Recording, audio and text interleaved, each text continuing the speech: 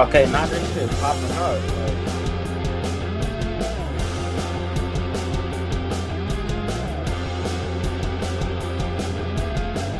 Hey, man.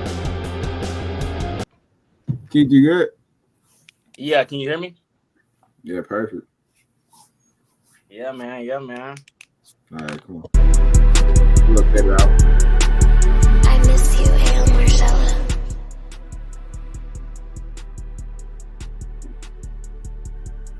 All right, we're gonna start a countdown 5. Good. I make sure Keith shit was straight. All right, ready. 5, 4, 3, 2. Hey, man. Welcome back to another episode 20 of Check the Stats podcast, man. I'm your host, T. Cal. Here to the left corner, you got my Angel Cook participant, Big Versi in the building, man. At the bottom right, it's the same old Big Shift using atrocious takes, to say the least. Every time we get on here, so Lord knows what he got in store for y'all today. And at the bottom left, I don't know who this guy is, man. He done ran off to Minnesota and never came back. Man, we got long-time childhood friend, man. Sports-a-roo, whatever you want to call him, Big Keith, man. Marquise, What's up, man? First episode on, man. Let's go. Let's go. Been waiting to get on here, man. So let's do it, man. Yeah, you done had a lot of constructive criticism about my takes. I don't appreciate it. I think I'm right all the time, but if we came for a battle, I think it's safe to say you done met your match. That's Big Shift. Yeah, I win every one that you're talking about. That's the crazy part. If you know how to get down, let's not play around though. But hey, man, let's get right into the business, man. Last night, Colorado defeated North Dakota State 31-26 in a bloodbath. That's not how it's supposed to be. But first off, let's get into what are our reactions from that 26-31 game with Colorado winning. First off, let's go down with the stats. Shedeur Sanders, 26 for 34, 445, 4 tuds, 1 INT. Jimmy Horn with the leading receiver with 7 receptions, 198 and a touchdown. Travis Hunter, if you ain't looked on Instagram, you ain't looked on Twitter, you ain't looked on your former social media, Travis Hunter went completely insane, having the 7 to catch, 132 with 3 tuds. 3 tuds and play defensive and play every defensive snap for the exception of 2. So my reaction, well, first of all, let's start off with Charles and we'll just work our way around. What is your reactions of that Colorado nail biter against a FCS school? Man, I think they're gonna be better than last year for sure, but there's definitely a lot of holes still. I'm glad you mentioned Jimmy Horn because while all the attention was given to Shedeur and Travis Hunter for all intents and purposes, that man still has 7 for $198. So it ain't like he ain't show up at all. Travis Hunter, he's one of one. He's a unicorn. We all know that. And Shedeur Sanders, that one interception probably was one of the most flukiest shit I ever seen in my life. It bounced off of somebody's Achilles. Like that ain't something that you're gonna normally see. That ain't on him. That ain't on the receiver. That's just an unfortunate timing of events. But from what I can say about Colorado as a whole, they definitely still have a lot of problems, especially on that defensive side of the ball. Last year they basically was getting ran through by anybody that they played on the terms of the run game. And even though North Dakota State, that's their identity, it ain't look like that was going to change whatsoever because they gave up over 200 yards rushing. They gave up 2 rushing touchdowns to the quarterback.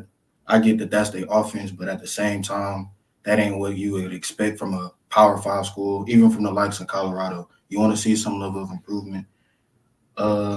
Also, I think there is a sign of positivity, though, with their offensive line improving. It's only one game, but, hell, we only got 1 sack that we seen Shedeur on the ground. You'll take that any time of the day, any time of the week. You know what I'm saying? It is what it is. You like what you see from the Colorado Buffaloes. You probably wish it was a bigger game as far as a blowout. But at the end of the day, if I'm a Buffs fan, I'm definitely pleased with the results because whether it's a 100-point win or a 1-point win, at the end of the day, it's still a victory. Hey, So y'all, who want to go next? I'll Big go. Shit. Go ahead. I wasn't too impressed. I mean, it is good that they got the win, but I mean, we know what Shador is, and we know what Travis Hunter is. We know what Horn is. We saw them do it last year in their performance. I mean, they still can't run the ball, I mean, effectively, which is why Shador at times had to scramble for his life almost. And I think as they go up in competition, that's not going to work. Though, I mean, the margin of error is going to continue to get smaller and smaller. I mean, it was points in the game where North Dakota State was rushing 3 down linemen and Shador was having to run. I mean, I still think there's a lot of improving to do in that line and just on the line and just defensively. I mean, Shador is going to be Shador. I think Travis is going to be Travis Hunter. I mean, that's not the problem. And it's never been a problem. I mean, I think they have a lot to work on. I'm interested to see how they play against Nebraska. That's a road game, and I'm sure Nebraska is going to be a lot better than North Dakota State. So I think it'll be a good test for them, and I'll definitely be locked in on that game to see how they look against better competition. But I really wasn't.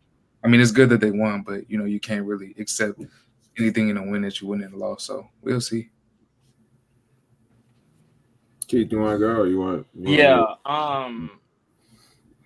First of all, I do want to say this. It's super funny because, like, when I first tuned in on the game, the first thing I thought about was like, bro, they really do look like Jordan Baker and Spencer James, fam. Like, it's crazy. Like, with like Deion being like Billy Baker and the sword, you know what I mean? Like getting Travis come, whatever. That's a whole different conversation for a different day. But my biggest takeaway, man, was like Charles was saying, like the trenches still need a lot of work. Like you said, the O-line is still an area of concern for me. And we're no longer judging Colorado based off games like this. Like, I know as far as Deion's perspective and that team's perspective, they're looking to make the playoffs, I would assume, as players and coaches. But the trenches that they have right now, the way they're playing, it's not – I mean, you take everything with a grain of salt because it is game one. But like Charles said, they only gave up 1 sack, but they only rushed for 59 yards on 23 attempts. You know what I'm saying? Like that's less than – that's 2.5, 3 yards a carry. That's just not going to do it against the Nebraskas of the world and you know what I mean, the Baylors of the world. Like, that's not going to work. He got hit twice, but he had 7 hurries and 9 pressures. Like in the big games, those are going to be sacks. You know what I mean? You're playing the FCS score now, but in games like the bigger high end games, those are going to be sacks. Besides the O-line offensively, I really liked the way Shador looked. I love the way the wide receiving core looked. Like you said, not even just the top 2 dogs and Horn and Travis, but like, man, is this one of the deepest like wide receiving cores in the nation? You would think. Like Will Shepherd, like Jonte Wester, like they even got going a little bit. They pitched in and had almost 100 yards collectively. So I think that's a plus side for them. Is they definitely have one of the deeper wide receiving cores. Defensively, like I said, the trenches are still an issue defensively, like it is offensively. But overall, they still have an elite back end. Trenches do need work. They, like you said, they gave up 157 yards, only 2 sacks. But I just think going forward, like it is the first game, but they do have to clean up the trenches, and I'm pretty sure Deion knows that. I do have a question for all 3 of y'all though. Before you go, another problem that I noticed is their inability to get off the field on 3rd down, and those are demoralizing to defenses. I mean, especially you work so hard to get them. If you can't get off the field in 3rd down situations, it's going to be very hard. It's going to be a long season. But go ahead though. Yeah, they went. I think North Dakota went 7 of 13, 7 of 12. Like against them, that's just not going to work. Yeah. I do have a question for y'all though. So Vegas has their over under at 5.5 wins. Where would y'all go? What would y'all take with that? I wouldn't want to speak on it right now because probably the next subject would probably be something a little, or that'll probably be more related to the next one. Okay. Yeah, okay. we can say that for the next one for sure. Okay, cool. I mean, I guess y'all done said all the words. I don't got nothing else to say, but yeah. It is good. It is a good. Like you said, a win is always a good win. But man, they needed that because that back half of their schedule, like that last 4 to 5 games. What's the bro. back half of their schedule look like? Does anybody have So it? yeah, I got it right here. So their last like 7, bro, is brutal. They're versus K-State, who's 18 right now. Then they go to Arizona, who's 21 right now. They got a semi break in Cincy, which is no pushover. But they got Cincinnati. Then Yeah, they're they gonna at play hard. Texas Tech. They at Texas Tech. They at Utah, who's number 12. At Kansas, and then they end the year with Oklahoma State. And them last 3, they all ranked. So if they want to get, like I said, it's 5.5 right now. For bettors out there, like that was a great win for them because if they're gonna have to go over for 6, they have to rack them up early because, like you said, the back end is not friendly. So. Right. I think that game alone, I mean, if you left that game as a Colorado fan happy, I think drug testing needs to be handed out immediately. Yeah. I think it's safe to say that our expectations on them is, I mean, I guess mines are more realistic than the average fan. I mean, them beating them was like the Super Bowl for them last night. Not to, like, let's be honest. I had a conversation with my homeboy last night. He was like, nigga, Colorado's nice. I said, nigga, this is an FCS school. Like, yeah. You got to realize it don't matter how good you are on the FCS level. You're a Power 5 conference that has the resources, the ability. Y'all have top tier players in the country. And even if you are a lower end BS school, you should be any FCS school any day of the week, no matter how well they're coached. So the fact that Colorado, that game should have been a blowout. The fact that game was even close to begin with, that just goes to show this is gonna be another hype show of go through the first 3 weeks, just like we did last year. We go on our roller coaster, we put the hands up. What they do? They said that TCU game was legendary. Travis went crazy, Shador went crazy, everybody went crazy, and then they played Colorado State, went crazy, like. And then what happened the moment they got into league play? Really? They had to play them big dogs. Pac-12, I mean, Pac-12 prior this year going to the Big 12. So I'm like, it wasn't nothing but smoke waiting for them. And everybody wanted to be the ones to dethrone Deion and to show them, like, all that flash shit y'all got going on over there, that ain't happening over here. Like, it's going to be the same way. It's real football. Yeah. It's gonna be the same way. Just because teams are out to beat Deion, I don't think it really don't have nothing to do with Colorado. It's more prime, like, than anybody. That's who the coaches want to beat, and that's who the players want to beat. Like, it don't matter about Colorado. But do y'all think they will be better than last year, though? My thing, no, because I believe that the Big 12 is I wouldn't say it was a better conference, but they done brought in some guys. They brought in the Utahs. They brought in Arizona State, Arizona. Yeah. They brought in some actual. I mean, they're losing UT and Oklahoma. I mean, obviously, that's a lot of talent losing them to the SEC. But I think the talent that they brought in from the Pac-12 conference alone makes that conference like a serious contender. I mean, Utah is no pushover. Utah is the real deal. Utah's 12 right now, bro. They like that. Oh, Kansas got the quarterback Jalen Daniels. I mean, it ain't gonna be no cakewalk, but I think Shador. I think if anybody was a big riser for me last night, I think it was Shador Sanders. But we know what he is, though. We already knew that. I wasn't surprised by what he was doing.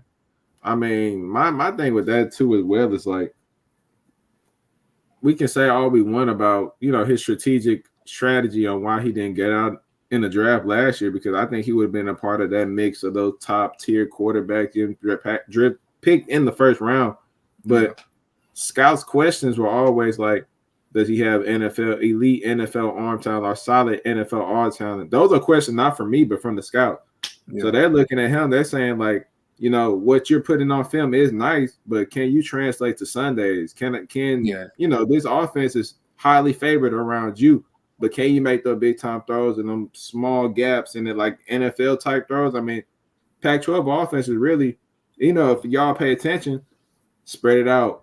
We, 5 wide, let's get to it. Backyard. Picking you apart. Shoot, Bo Nix threw for yards and fluctuated a ton by playing at Oregon last year in that high-flying offense, fast-paced offense. So I just want to see from Shador more being composed in that pocket, getting the ball out and taking the check downs and not looking for the big play every time, because also the line is bad. I'm gonna call it for what it is. I mean, the line is shitty as fuck. The line is bad. Yeah. The I'm line glad is you bad. mentioned that. I feel like a lot of times Shador goes for the home run every time instead of taking, that little check down and here and there. You know what I'm saying? I saw a lot of that, him throwing like they were open, but it's like like that could have been, you know what I'm saying? But and also that's atrocious for the fact that an FCS school is generating that level of pressure with 3, and you have they 5 rushing 3, bro, and they getting That's there. concerning. And it's crazy. Concerning. It's crazy too, because like there was a specific play that I recall where they had like 3 down linemen on one That's side of the Mhm. ball. Like I've never seen them run a stunt like that with only 3 players and get home. Like you got 5 people protecting, and all you're doing is guarding one side looking for cross stunts. Like that shouldn't happen on the FBS level at all. All I can say for Dion and them boys up there, they're gonna need a lot of treatment between Sunday through Thursday, because that young man going down, my brother.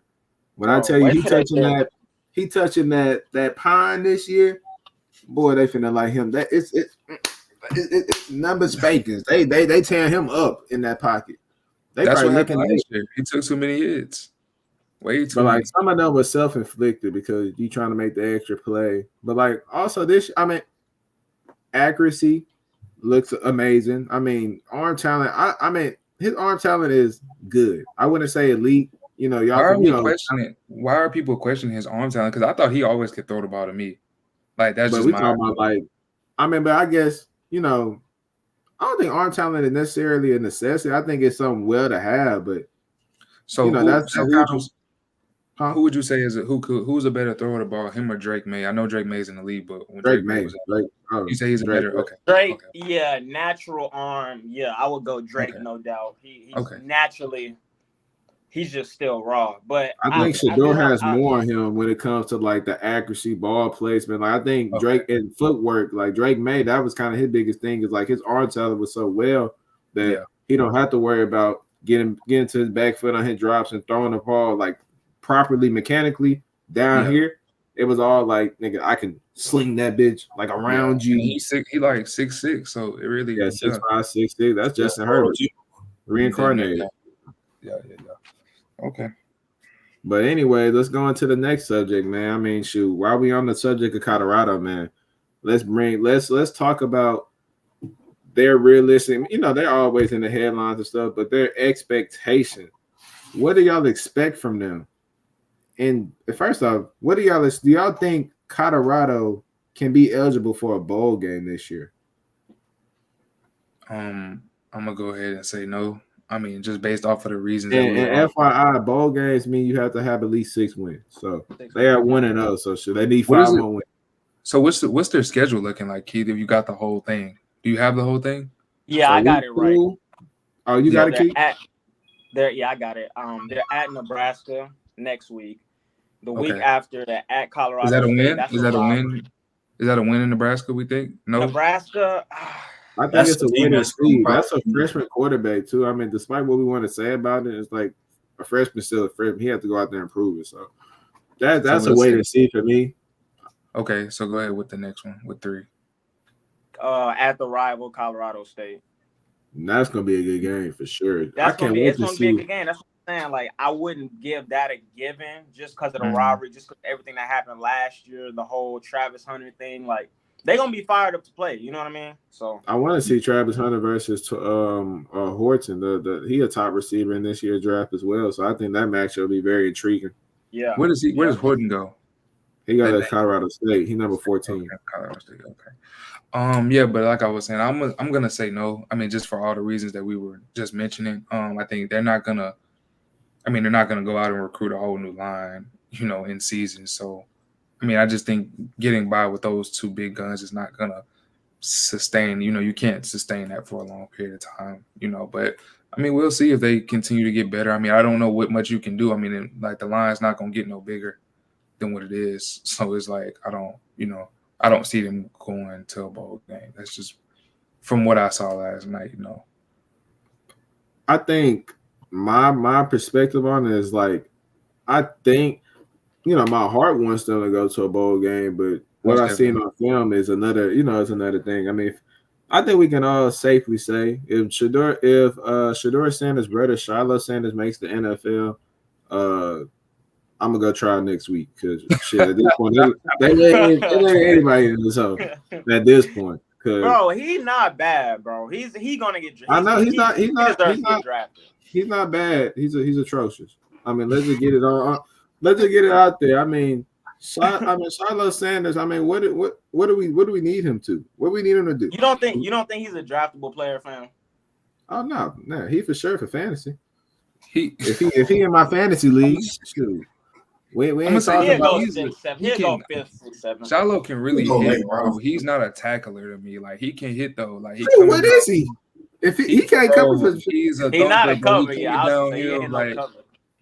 like he not like a tackler though. Like he gon' that's why he get flags. Like he get this a stuff bunch is of like after the whistle. That's the extracurricular shit. Like he a downhill, let's plug in a hole, That's what get I'm an extra saying. guy in the box kind of guy. And not like he fast. I mean, shoot, he about below average speed for the safety position. So it's not like he just out there just air reading niggas or Sean Tayloring. Shoot, he That's out very there. true. I think, so is he's mediocre basically is what you're saying. Like he's not really good, he's not really bad. He's okay. I think he's playing for daddy's team. So as long as his daddy is the coach, he's gonna have. Sure, if he was good enough, why leave South Carolina? That's a Power 5 in the SEC. Shoot. I mean, versus going to play with my pops and my brother. Why would I not? Yeah, no doubt. Yeah, that's kind of self-explanatory. Yeah. So- why would I leave? Why would I leave South Carolina to go to Jackson State? I just told Yeah. you. Yeah. I mean, but I shoot, would have did it. I would have did it. I think everybody's Yeah, I all did of it us in a would've heartbeat. did Yeah, Yeah. I would have did that in a heartbeat, bro. I mean, but what my thing is, I'm trying to make sure y'all understanding what I'm saying. You're at a Power 5 school. If you're that guy, I'm not leaving to go play. If I'm going to play with dad, nigga, I'm good enough where nigga, my play alone is gonna like highlight me to be a realistic draft prospect without them have to looking at my competition. Cause let's just keep it a bean. They don't look at HBCU ball and that lower end ball athletes the same as they do these Power 5 guys. I mean, you have to be like that. And I mean like that, not even just good. You have to be great in order to actually have some type of NFL buzz or like spotlight when it comes to making the league out of these small major schools. So my thing is like, if you go to Jackson State for those 2 years, and he didn't do nothing crazy. I mean, we knew him. Let's be honest, we know him more for being Deion's son instead of his play on the field. Let's keep it a bean. Well, yeah. And I would say, bro, that probably had a lot to do with it. In his mind, he probably knew, when we sitting at home alone, is when our honest thoughts come to us. He probably really thought I won't be able to compete at South Carolina to be able to win a job or be able to compete at the level to where I would do this alone. So I would say it was a smart, calculated move. Like it was probably one of his dreams to play for his dad, play for his brother. You know what I mean? But what I want to ask though, because I don't think Charles got the chance though. So their over under is 5.5, and it is 6, like you said, to get to a bowl game. So you don't think they would be able to get to 6? No. I mean, unless they prove me wrong in this fast arcade play where Shador can spread out all these quick little receivers and they throw it out on the real deal Power 5 talent in that conference. If he could do that, maybe. But I mean, the schedule is brutal. I mean, It's brutal. It's bad. Being Oklahoma State, you can chalk it up to the dust. That's a L. Kansas, they're getting better by the day. That's an L. K-State is. Texas. So you don't think out of them big dogs, you don't think none of y'all think they have a shot of upsetting any of those big dogs? I think they do. Hell no. I think so too. The trenches are serious, bro. The trenches aren't no jokes. If you don't have trench, you're not nothing. That's why Georgia, if you realize why they're so competitive, Alabama, they get them beef boys up front, them 335, 350 pounders that can go get your quarterback, but also protect their quarterback.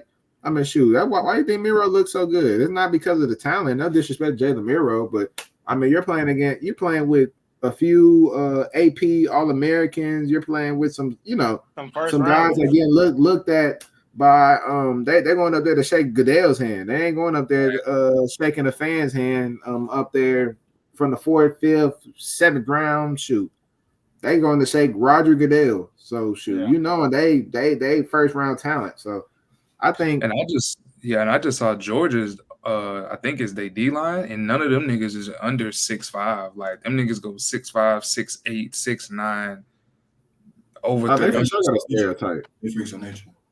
It's just, man, that shit is crazy. But my thing for Colorado is like I feel like Shedeur this season isn't gonna really do too much for him. Like I think he can only fuck himself up because you gotta really think about it. Like he has a future beyond this. Like he's gonna be making millions of dollars playing in the NFL, but playing on that line, it's only gonna get worse from here because the talent that they're playing is only increasing. So I'm saying with him, I'm like, I would low-key want to watch out for, look out for myself before I'm just trying to go out here and die for Colorado. Because you mess around and die for Colorado, I'm not going to be able to, reap the benefits, reap the fruit of your labor by making a league and doing what you're doing. I'm like, he might lead this. I know, Lord forbid, but you can't take those amount of hits consistently on a day-and-day basis and don't expect to get dinged or some type of injury to happen. I mean, it happens to the best of them. Yeah, at some point.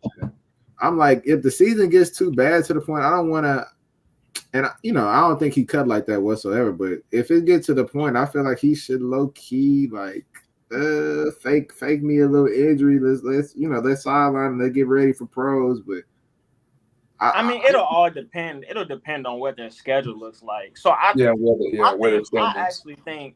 actually think they could. Now, if I was betting this 5.5. I would definitely take, like, if I had to bet it, I would most likely go with the under. But my case for them getting to 6 wins and getting a bowl is if they start off hot. So say, boom, they beat North Dakota State. Boom, they got Nebraska. I mean, Nebraska's not a world beater. You know what I mean? Like, I wouldn't say they had no shot at that. Colorado State, they're simply better, so they should win that game. I think the season will really come down to this Baylor week 4 and UCF week 5. So, because if they start off 4-0, I mean, I think they had a potential to upset one of them big dogs. Like, because you got to think about it. Kansas is 22 right now, and Oklahoma State, which is their last 2 games, is 17 right now. Arizona's on their schedule at 21. All of these teams are not still going to be ranked by the time Colorado gets in it. But those teams are going to continue to get better and find a groove. Like, this is week 1, so I mean, who knows what? I mean, once those teams get to clicking, it's like, what can you do? Same thing for Colorado, but I'm just saying, if I'm better than you and I start clicking and everybody gets on the same page, I mean, I just don't. It'll be pretty hard. But you don't think that those teams will mess around and eventually get exposed to a certain extent? Like, obviously, they're going to get better and try to game plan and be better than what they were from the first week on until the end of the season. But you don't think that any of those teams are going to falter? Because, I mean, these are 5 preseason ranked teams in the Big 12. They're playing every single one of them that's ranked in the Big 12. Like, every single team that's in the preseason AP poll that's coming from that conference is on Colorado's schedule. I guarantee you not every single one of those teams is going to be ranked towards the end of the season. I agree.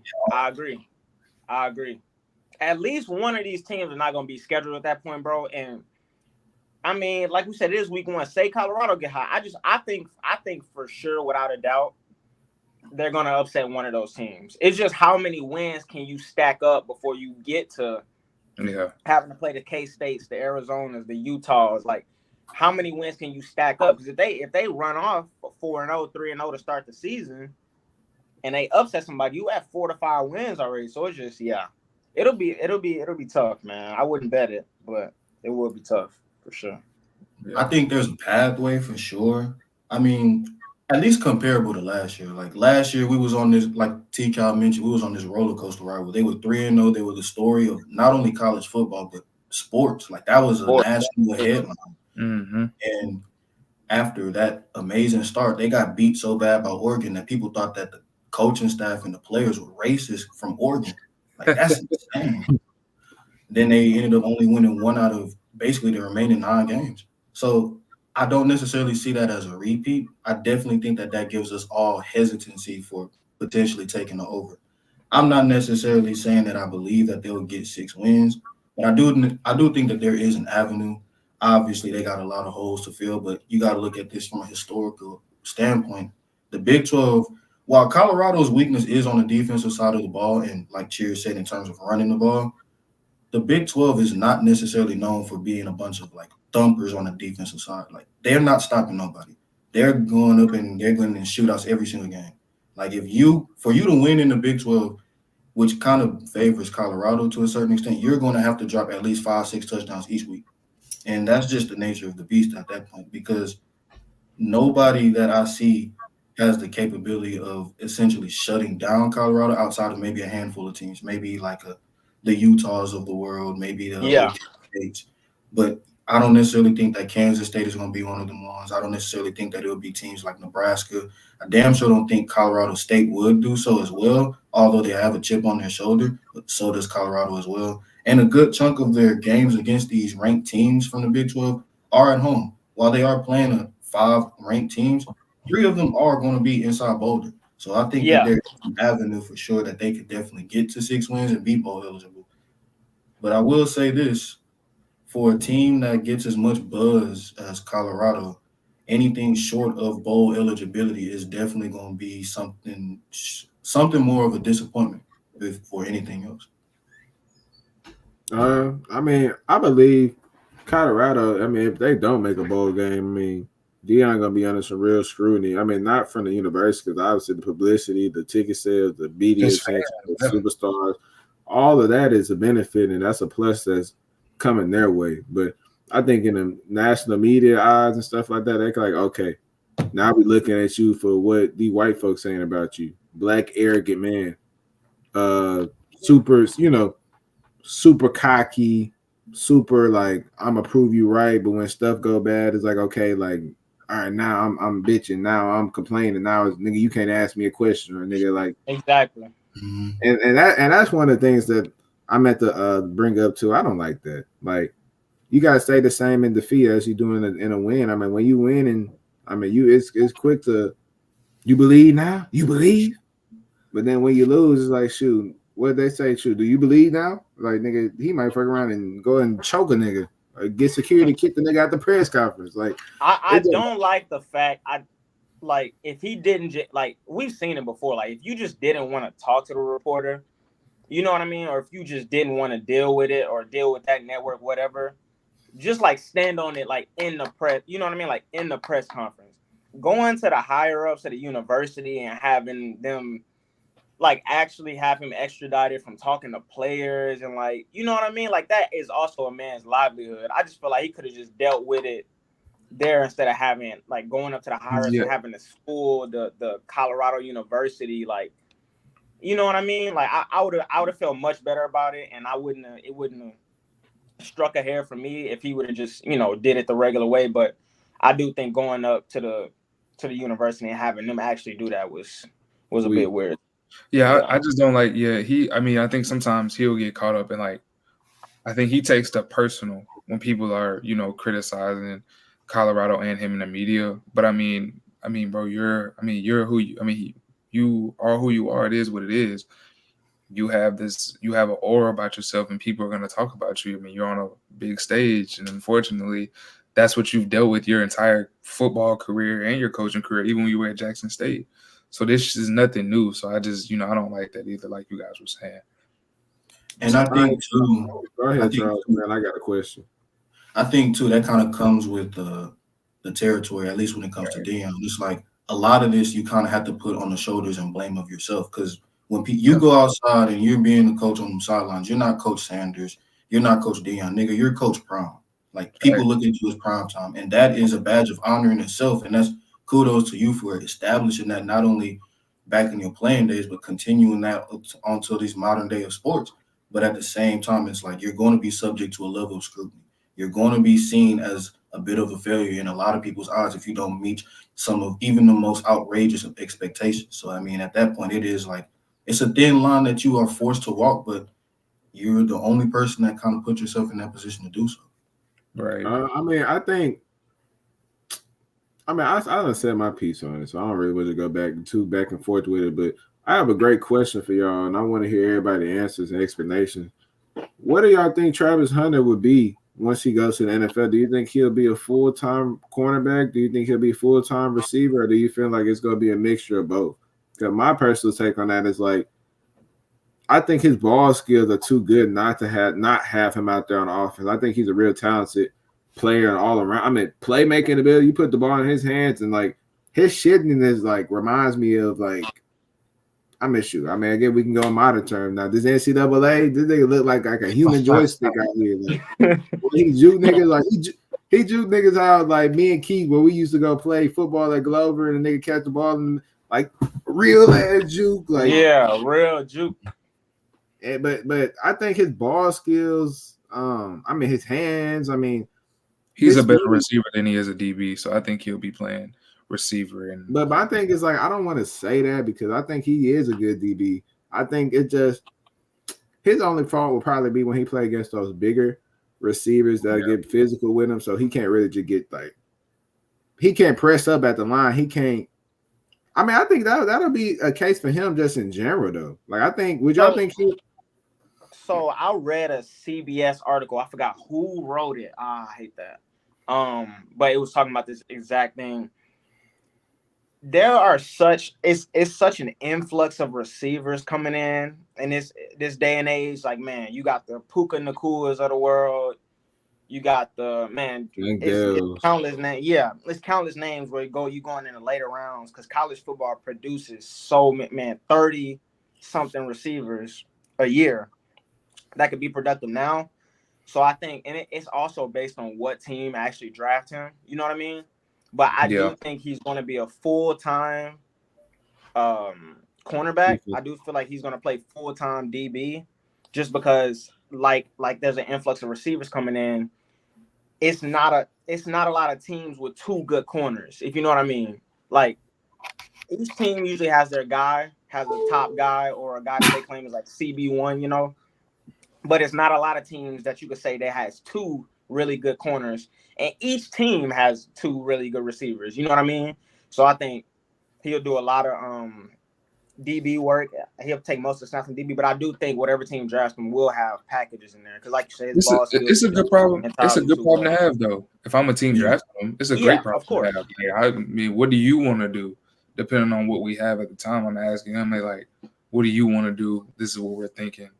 And then just go from there. I mean, I would love to have that problem if I'm an NFL GM or coach. I think they'll have packages for him. I don't think he'll play nearly as many snaps in the league. You think he'll be like a Swiss, like a kind of a gadget guy on offense? Yeah, like how Dion was for the Cowboys. Like I think he'll come in maybe situationally, but I think they want to value him. And you know the hits in the NFL, like they add up taking defensive and offensive hits, and he's not that big of a frame guy. You know what I mean? So I think he'll have a lot of DB. I just don't think he'll play a lot of receiver, honestly. I think they'll have packages. That's about it. Yeah. I think, and it sounds like a cop-out, but I think it really does depend on the preference of the team that drafts him. Like, obviously, you in the draft, you draft whoever you need, but at that point in time, it's like, okay, well, do we see you as a better fit for us because we're at a low end of receivers or a low end of corners? Like, do we feel like your services are going to immediately help us on this side of the ball or that side of the ball? To your point, though, Keith, it's like, okay, there is an influx of receivers, not only from the draft, but just in circulation of the NFL. You could literally snatch a guy that's not getting a lot of reps on one team. He'll fuck around and be, at worst case, your number 2 receiver on your own squad. And you could get that in the middle of the season. You get that in free agency. Like Michi for the Texans. Exactly. Yeah. Exactly. He is buried in the depth chart, and people forget that he was the number 1 target for Bryce Young in Alabama. Like, he is like that. And I think that he still has some capability to have a quality career on another team. If it happens to be on the Texans in the future, then we'll see. But the lack of depth in terms of quality corners in the NFL is staggering. You can never have too many good receivers. You can never have too many good corners on the squad. But at the same time, it's like you don't see too many teams with 2 prime shutdown players on the outside on the perimeter. It would be an amazing thing for them to have. If just any team in general, if they could find one of those 2 guys, or now you got 2 of those guys, boom, one east side, west side, it is what it is. But if you need just one, then obviously you're going to probably prioritize that DB position role for Travis Hunter because You got to stop those inflows of quality receivers, quality slots, quality X's, quality Y's, all that shit. You need that. Yeah, I like you say that as far as the team aspect too, because who's going to be bad this year? So say like somebody like New England. I think if it was somebody like New England were to draft him with their first round pick, I think just because they don't have receivers, like I think he would play a lot of snaps at receiver. But if it was a team like say Arizona wasn't that good again this year and they go get him, I don't think he would play a lot of receiver just because they have some guys that can go with that position. You know what I mean? Or like Minnesota. If Minnesota was bad this year, they pick him up in the first round. I think he would play very minimum receiver just because they're stacked at that position and they need more DBs. So it is team fit, you know? Yeah, because I mean, like you mentioned New England, it's not just because of their lack of talent or the receiver core. It's like they got Christian Gonzalez. Like he was on pace to be one of the top rookies of his rookie season. So it's like they don't necessarily need a shutdown corner. They would love to have him for that price, rookie deal. Don't got to pay him for a number of years, but they already got one guy. As long as they find someone that's serviceable, yeah, that's what I'm saying. If they find someone that's serviceable on the other end, then all bets are off. They probably looking at their hands as like, we're playing with house money at that point. Let's go ahead and put them on the offensive side of the ball, and let's rack up these points before we focus on stopping these other guys. Like for you, Travis Hunter. Yeah, I mean his stuff is like I think his receiving ability, just being able to work in a phone booth. I mean, physicality, that that might alter our perspective of what we think of him as a receiver. But as far as him throwing a 50-50 ball, I mean, shoot, it's like throwing a 80-20. Like the percentages of him catching that shit is like it looked like he on a trampoline at certain times. Bro, like, that catch he had yesterday and the fade in the end zone, bro, where the dude was draped all over. He caught that, fam. That was wild. That's extreme talent. That's next level talent for sure. That was wild. I think Travis Hunter, I think, like Keith said, I think it'll probably be more of that in the league. I think having him on offense full time, you kind of taking, you kind of fucking with his true ability or what you can really have him doing on the opposite side.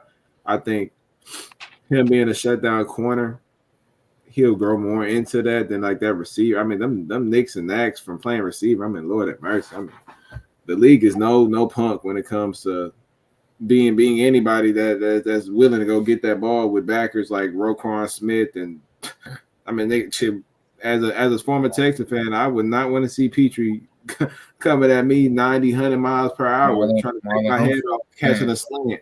Like, so I think what Keith said was valid. I think him having certain packages. I mean, like, we got a guy in the league, his name Marcus Jones. I probably don't know him. He was a DB out of U of H. He played for the Patriots probably about a year or two ago. He had a couple offensive touchdowns, and they're nickel. I believe they're nickel on New England a year ago. So I mean, it's possible. It's for sure possible. But wrapping up collegiate sports, man, let's go to the real thing. I mean, I know, my boy Keith don't keep up with it too much, but NFL season comes back starting Thursday, September 5th. I mean, it's an exciting feeling, bro. Finally time to see, I don't want to speak into existence because, I don't want to put no bad energy in the air. But let's start off with week 1 predictions. What are our predictions? Can we go down? Who is the week 1? Like, who are we going down? Like, what are we just doing one team? Game by game. Going game by game. I want to present something to you before we start this real quick, T-Cal. I want to wager you, okay, on these week 1 picks because I don't just want to do this for nothing, Yeah. So out of me and you, whoever get the most right, you got whoever lose, got to pick somebody. It could be anybody, a friend, a family member, whatever. Blow up a bunch of water balloons, and I think they should just be able to just tag you with them for like a minute. You just got to stand there and take it. Whoever lose, that's my wager to you. What you think about it? Hey, that's a bet. We can work. Hey, that's in stone. Charles, cheers. We'll put this out there too. Should we? Hey. Or we could do whoever out of us 4, whoever get the least amount, got to do that. Put it on video, post it on there if you need to. Nah, for sure, it's good. Yeah. So that we got to make sure we keeping tally of who we got winning these games. Yeah. Yeah. All right. So we're gonna start with Ravens and Chiefs. That's what we're gonna start with. I mean, so I get cheer. Got it already. I already said it right out the book. Thursday night, Ravens versus Chiefs. Who do y'all got winning that game? Man, I gotta go with the Chiefs. Come on now. Keith. I'm going with the back-to-back Come on. You know NFL it. champs, man. Come on now. Versus. Kansas City. What's next? Man, there we go. There we go. Man, y'all, come on now. Well, I feel like this nigga finna be a contrarian. Of Nah, course he I'm is. not. That's what he do. I'm not that high on the Ravens this year. I'm going with the Kansas City Chiefs. All So right. we can go right on to Friday. Friday's matchup in Brazil. We got the Philadelphia Eagles versus the Green Bay Packers. Ooh. I'm choosing, me personally, for week one, I'm choosing the this is gonna hurt me to say, but I think the Eagles. I think the Eagles will end up winning that game. I wasn't expecting that one. I think man, that's tough. That was probably the toughest one for me, but I think the addition of Saquon Barkley would kind of like take that burden off of Jalen Hurts' shoulders when it comes to because I think DeAndre Swift was nice, but I think Miles Sanders was kind of a better fit for that team. Was able to kind of, and I think, to me, it seemed like he kind of took he's kind of digressed from that 1 year that they had. But is AJ Dillon? He's out for the season, huh? He's out. That's Packers. That's Packers, right? That's their running back. That's huge. Yeah. That's huge. That's maybe I got it. Yeah. Okay. Yeah, so they just relying on Josh Jacobs, huh? Yeah. Josh Jacobs. Yeah. Okay. You can go ahead. Whoever wants to go next. So yeah, in that game, I got Green Bay that game. Green Bay. Okay, Mercy. Fly Eagles fly. Yeah, I gotta go with Philly though. All right, for sure. Philly. We got three Philly, one Green Bay. All right, on to the next one, man. We got them boys. We got my very own Houston Texans going up against the Indianapolis Colts at 12 o'clock on Sunday, man. I think my choice is probably self-explanatory. I think the Houston Texans will come out victorious and by either a 13-plus point margin. I think that our team, I mean, the hit of us not having Christian Harris on the field week one is going to hurt. Danico Autry being out for 6 weeks.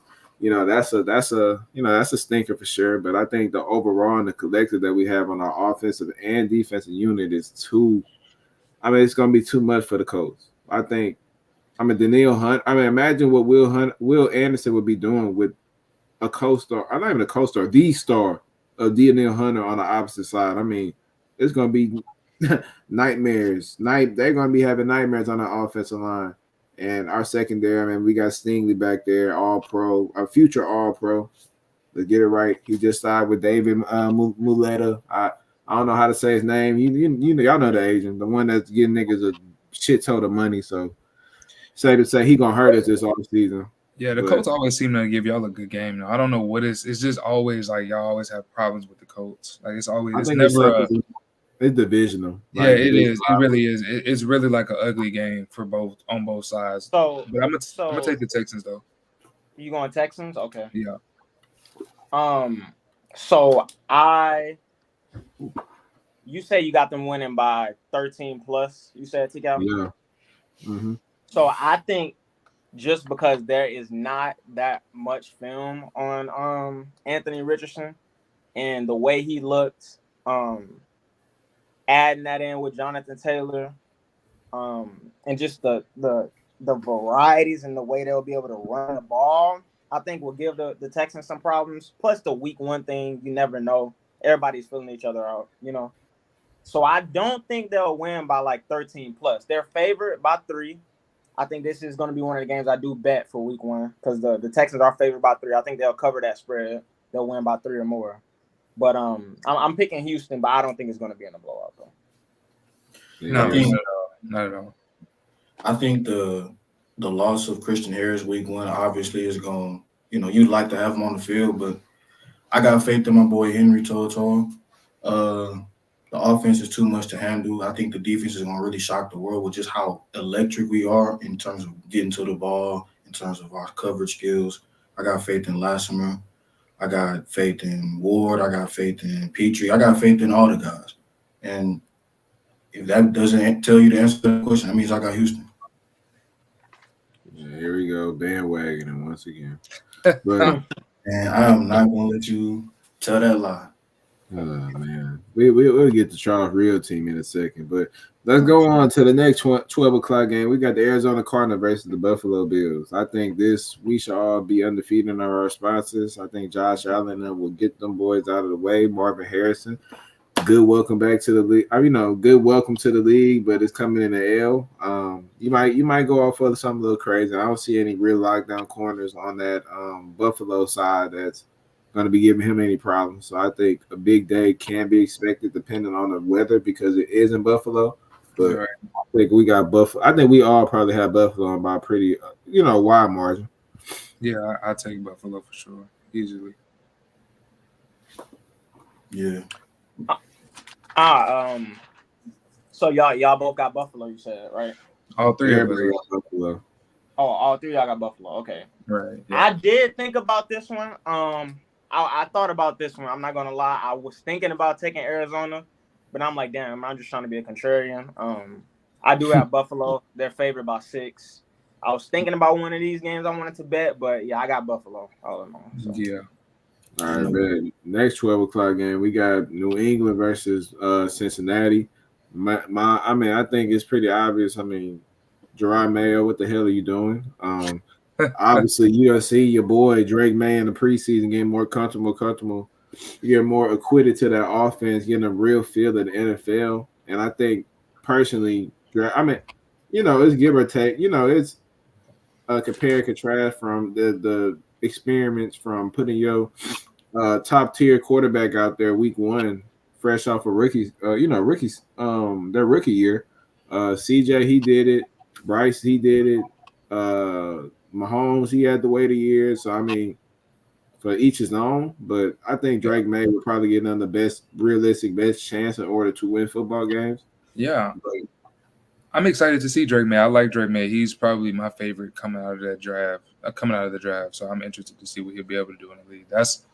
I'll probably watch that game actually just to watch him play and see how he performs. So yeah, you're a sicko. I wouldn't watch Drake. I would watch Drake May with a main TV if CJ Stroud's playing football on that time frame. So I think we might need to check you in, man. Yeah, that ain't looking. He's not a bad quarterback. You saying that like he's just terrible to watch. Like he is a decent quarterback. But we talking about the show. We talking about what you want to see. We're not talking about what I don't want to see it, but I mean, not what you want to see. What you need to see.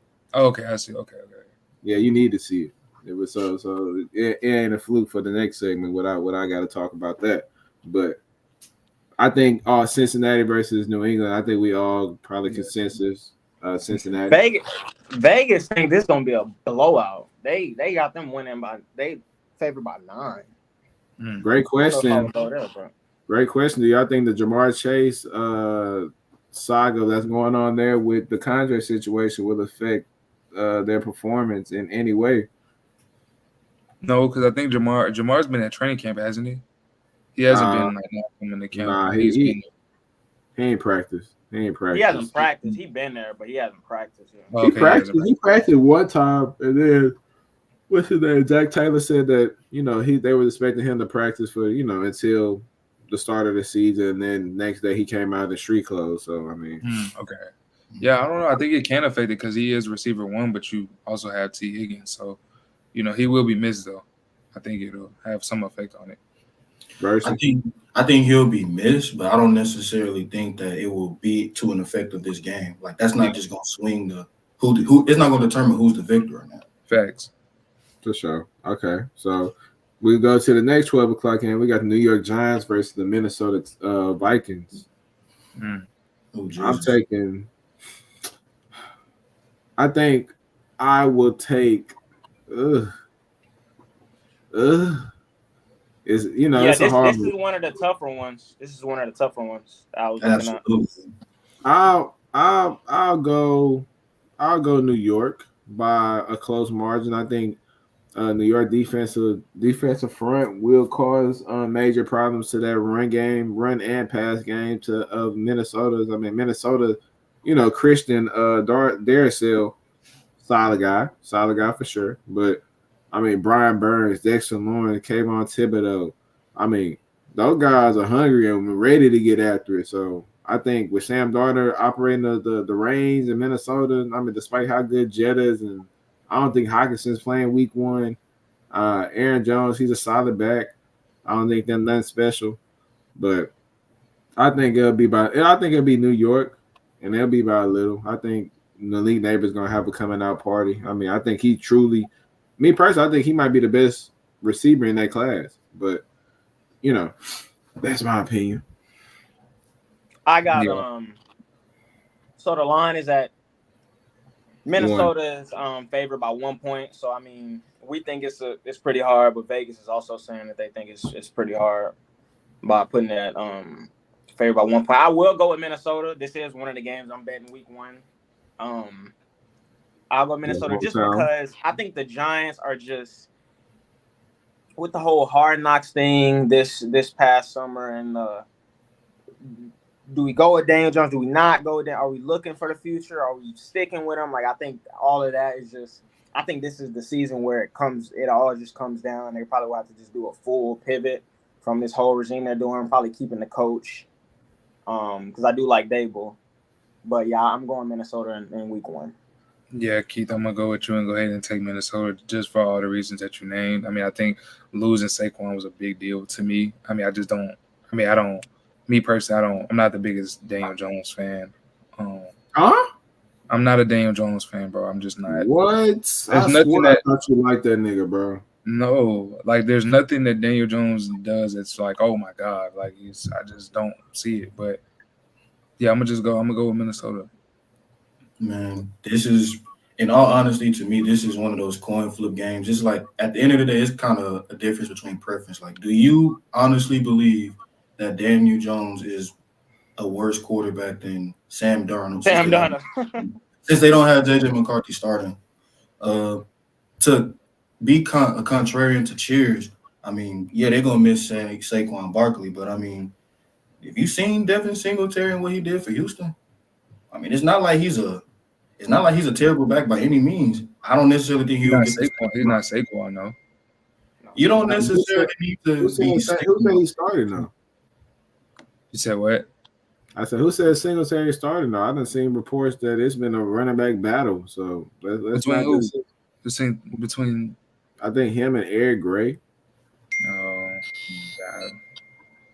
If the Giants are smart, they would probably put the majority of the carries in Singletary's hands. But even with that being said, I got to take New York just off of the fact that I don't necessarily think that the Vikings can overcome. I mean, it depends on how much faith you have in J.J. McCarthy. But, I mean, if they got Sam Darnold as a backup to a rookie that I'm assuming not a lot of these guys have a lot of faith in compared to the likes of Caleb and Jaden Daniels and Drake May, and hell, to some people, even Bo Nix. If he's coming off of the bench to J.J. McCarthy in that instance, then it's like – Nah, J.J. hurt. He out for the season. No, I understand it. I'm saying if we look at J.J. McCarthy as best case, fourth best quarterback in that class, and Sam Darnold is the backup to someone we don't necessarily see as a legendary type of prospect, then I guess that kind of shows how much talent Sam Darnold has at this stage in his career. He could definitely prove us all wrong, but just off of that alone, I got to go with the Giants. But before we go to the next game, what the thing I would refute you about that is this is the first time we've actually seen Sam Darnold with any sort of competent weapons around him. In New York, he had nothing. In the Panthers, he had no. We see how those organizations operate. So if I had to give you a refute to that, that would be my refute. Like, bro, this is an apartment that you coming in that's already furnished, dishes, everything. You got, you know what I mean? So that's what I would say to that. But yeah. I mean, I will agree with you, but to be fair, people can move in those type of apartments, and that shit can look like a pigsty. Yeah, they might not know how to take care of that apartment. They can come into a fully furnished house, and they'll burn that shit down to the ground.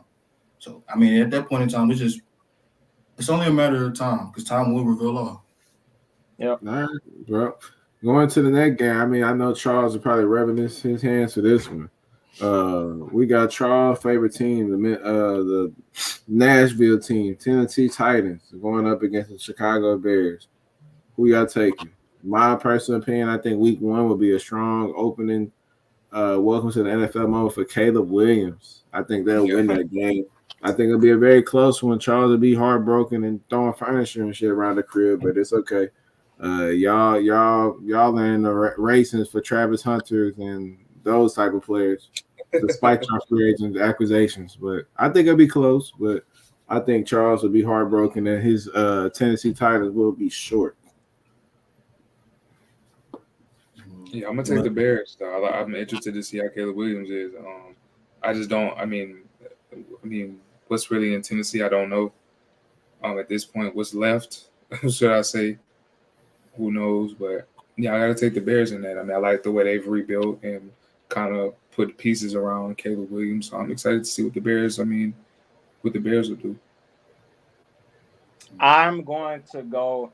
This was another tough one I was picking because besides what y'all think, I'm probably in the smaller camp that I think Tennessee is going to be very viable. Like I think honestly, like the Texans are good, the Colts are good, but I think Tennessee, they obviously have shown somewhat belief in Will Levis by putting Calvin Ridley around them. They already got D-Hop. Spears should have a coming out party. Just what they bring in Tony Pollard, like I feel like they have put some pieces around him to where they have shown, at least from an organizational standpoint, that they believe in him. With that being said, I do have Chicago winning that Week 1, and they're favored by 4.5. So Vegas thinks it's going to be pretty convincing. So yeah, I'm gonna go with Chicago.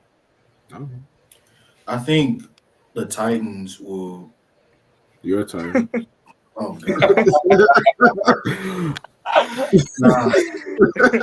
Look at him smiling and shit. Nah. I think the Titans will essentially, I don't think they're going to turn any heads, but I think that they'll be an improved bunch. But even with that being said, I got Chicago. Like, I'm not going to sit up here and waste too much time on this. Okay. Okay. You know what I'm saying? They'll be a better team than what they were last year. I mean, you alluded to the fact that they're looking at Will Levis to see if, okay, are you that guy, or are you just going to be another transitional piece? And they're doing that, putting the weapons around them. The offense looks like to a certain level they'll be improved.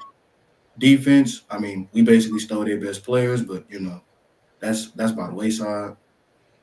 But even with that being said, I think it will be a coming out party for Caleb Williams. This probably might be a lock for one of his better games of his rookie campaign.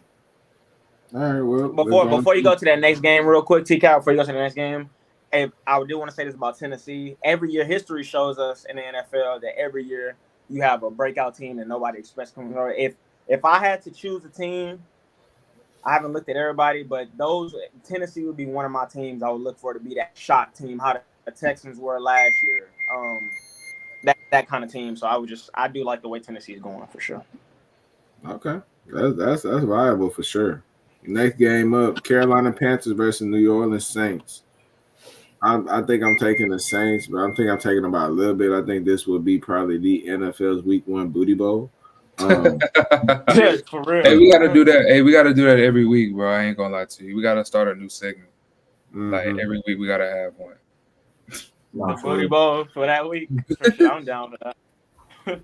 That's the shit fest. But I think it'll be a close game. I think Carolina has the better quarterback but outside of that, I mean, nothing really else. I mean, New Orleans will be good defensively.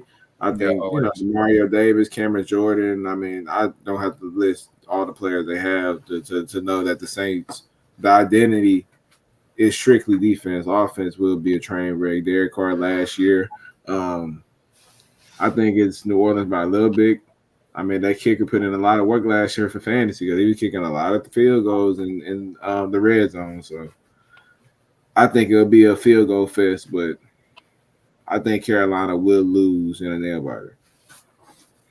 I'm not going to spend too much time on this game. I got New Orleans. They're favored by 4.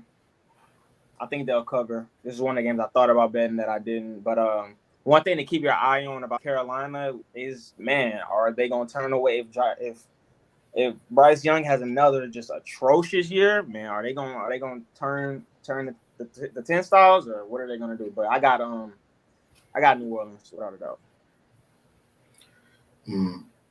This is kind of a bit of a shocker. I got Carolina. It's, to me, in all honesty, it's one of those gut feelings. I don't necessarily have the strongest opinion about the Saints. I mean, like you said, look at their season last year with all the expectations that they've had over the past few seasons. I mean, they haven't really lived up to them, and they have their own reasons, absolutely. But we're kind of looking at Derek Carr and not expecting him to be this savior for New Orleans or the state of Louisiana to that extent. I don't really get a lot of good energy from Dennis Allen either. While Carolina is obviously we can all think of as the inferior team, there are games in week one where we feel like there's going to be a number of upsets. I think that this is No definitely being one of them. No, I think Ship said his answer, but Yeah. all right. So going into the next game, we got the Pittsburgh Steelers versus the Atlanta Falcons. I think my answer will probably shock most. I mean, I think the Steelers. I have the Steelers winning this game in the nail bite. I think defense will prevail. I think team wise, I mean, ACL put around a great team. It's all on the shoulders of Kirk Cousins. I mean, am I just really big on their weapons on the offensive side outside of Bijan and Kyle Pitts? No. I mean, no. Drake May is. I mean, Drake London. He's a good receiver for sure. But I mean, I feel like Joey Porter is going to make that step this year as well as being a lockdown guy. I liked him a lot last year. I don't think. I'm not looking at Drake May as like he's kind of like mid-level Drake two. London. Drake London. I look at him as like a tier two receiver.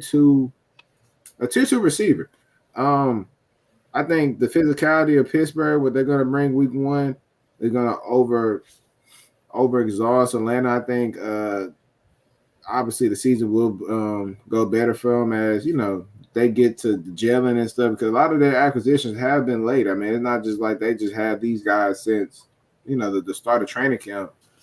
Justin Simmons came in about 2 weeks ago and showed at Judon. So yeah. I think I'll take the Steelers by a little bit though. I think it'll be a real ugly game. I'm gonna take the Falcons, bro. I like what they have over there, and I like just the team in general. I think I like Drake London. I like who is the tight end over there? What's his name? Kyle Pitts. Kyle Pitts. I like Bijan Robinson over there too, huh? Mm-hmm. Bijan Robinson. I mean, I just like everything. I mean, I like what they were able to do and just building in that offseason. And I mean, I'm gonna take the. It'll be close though. It'll be a really close game. It was a tough decision for me to make because I like the Steelers in that too for the reasons T-Cal mentioned. But I'm gonna have to take the Falcons by a little bit, probably by I say by a field goal. Okay. Who did you say you had last game out of New Orleans and Carolina? You said Carolina. Oh, you said Carolina? Yeah, I said Carolina? Yeah. Did you say Carolina or you say New Orleans? I don't think I said one, but I'm gonna take Carolina though. He said that he likes Bryce Young. Think he'll be. I didn't say that. I didn't say all of that, but I'm gonna take that. Okay, so for the Pittsburgh versus Atlanta, so they got Atlanta favored by a field goal, which is saying Vegas is basically saying this is a toss-up game. This is one of the harder ones for me too to pick, but I am gonna go Atlanta just because I really didn't like how Pittsburgh. I watched a lot of their preseason. I did not like how they weren't able to move the ball with either quarterback. You know what I mean? O-line still does not look great. O-line does not look great to me. Ayuk didn't end up going there. He re-signed with the Niners. I would have liked them a lot better if they would have had him come over and be the number one receiver and kind of have a little bit of that double team pressure off of Pickens the way he could have maybe had a blowout season. But ATL, man, I loved everything the Falcons did this offseason, man. Picking up Kirko. Kirko shows you when he has a for sure number one receiver, and a great tight end, Kirk Ogle, he's going to put up numbers to the very least. To the very least. Now, I do like the Pittsburgh defense. I do think it's going to be tough, but I got ATL winning by a field goal. I just think the coach being on record saying Bijan will be used as a workhorse a lot more than Arthur Smith did with him. Kyle Pitts, I think this will be – I know we've been saying this for probably 3 years now, but I think Kyle Pitts will have his breakout season because he'll have this quarterback that loves using tight end. And I think this Drake is London make will or show break out year. too. This is make or break year for Kyle Pitts. Yeah, it's make or break year for that. This is it right here. So yeah, I mean, so Keith, got you ATL. saying what you saying is like you gotta look at it from last year. Shoot, Kenny Pickett lit up the preseason, and I mean, look at what they ended up becoming. So I mean, you can't really take too much stock when it comes to Pittsburgh to their preseason. I mean, just the quarterback position is pretty much irrelevant when it comes to Pittsburgh in the preseason. You can't really. I mean, that's true. That's true. I do think they'll win a lot of games they should win as far as later in the season. But I just think in this game in particular, Atlanta versus Pittsburgh, I think it's going to be one of those games where you have to – which team is going to be able to score points? You know what I mean? We know Pittsburgh can get a stop, but who's going to be able to score points? And I just think Atlanta has more. will break out of it. I just think they'll be able to score the ball. Yeah. And I kind of agree with that too.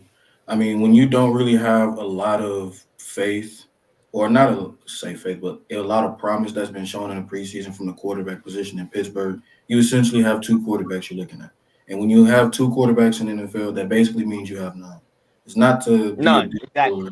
It is not to be a diss towards Russell Wilson or Justin Fields, because obviously they're talented enough to even warrant a starting position for a team like the Steelers. And with the Steelers' identity as a whole, for majority of our lives being defense first, they're going to be solid on the defensive side of the ball. But when you get competent quarterback play in any football scenario, and you have relatively above average to average weapons on your side of the ball, a lot of good things tend to happen. And I think that this is one of the situations where Kirk Cousins is really going to unlock that side of the ball for Atlanta. I mean, you got Drake London, you got Tyler Algier, Bijan Robinson, Kyle Pitts. I think that squad is going to be, for the NFC side of things, and definitely for when compared to the other teams in the NFC South, I think they're going to be rather electric. All right, well, next game, we got Jacksonville Jaguars versus the Miami Dolphins. I think this game would be a lot closer than what people are actually expecting of the Battle of Florida. I'm taking the Dolphins, but by a little bit. I'm not just too, I ain't too thrilled about it because I don't believe in it when it comes down to being serious, actual serious threats, 3 serious contenders in the AFC and a loaded AFC on top of that. I think they're a little flashy. I think they'll end up getting it done over Jacksonville, where they kind of their flaw, or one of their main flaws on their team, is their secondary. I think Tyreek Hill, Waddle. Who's their tight end this year? It's not Gesicki this year, huh? I'm not sure. I think Gesicki went somewhere else. Yeah, it can't be, but what they say. Nevertheless, Jacksonville isn't going to be too good on defense. I don't really believe in Trevor. I don't know. I don't think Gabe Davis.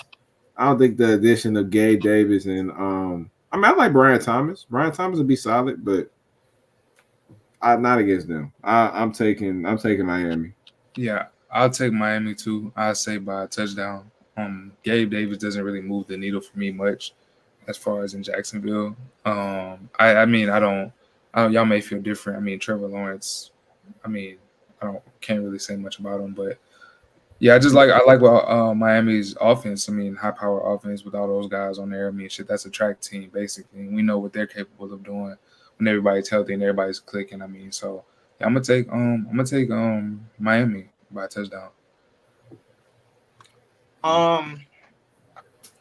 I'm gonna go with Jacksonville because if you look at last season, bro, Miami doesn't. It's plain and simple. They don't beat good teams. They don't beat teams with winning records. Right. If you go, I think they were. Are we calling Jacksonville? Yeah, we're calling Jacksonville good. Like, granted, they did start 8-3, but even if you do have an injury bug to a certain extent, there's no way in hell you should lose almost every single game coming towards the end. No, bro. Like, listen, y'all. Jacksonville's a good team. Like you said, bro, they started off 8-3. We have a significant moment that y'all all remember when the quarterback, okay, the quarterback that we all agree is the most important position on the entire team, especially in the NFL, where he got hurt. We thought he broke his leg. They didn't bring him out of cart. From that point on, that was a staple in the season. But that's for another day. Miami, bro, they don't beat good teams. Last year they had a 1-6 record, I want to say, against teams above 500. They just Tua and Mike, they don't beat good teams.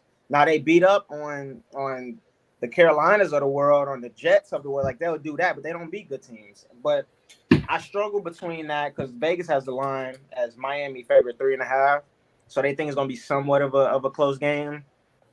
I struggle with this pick because Tua is great in September. Like that's not debatable at all.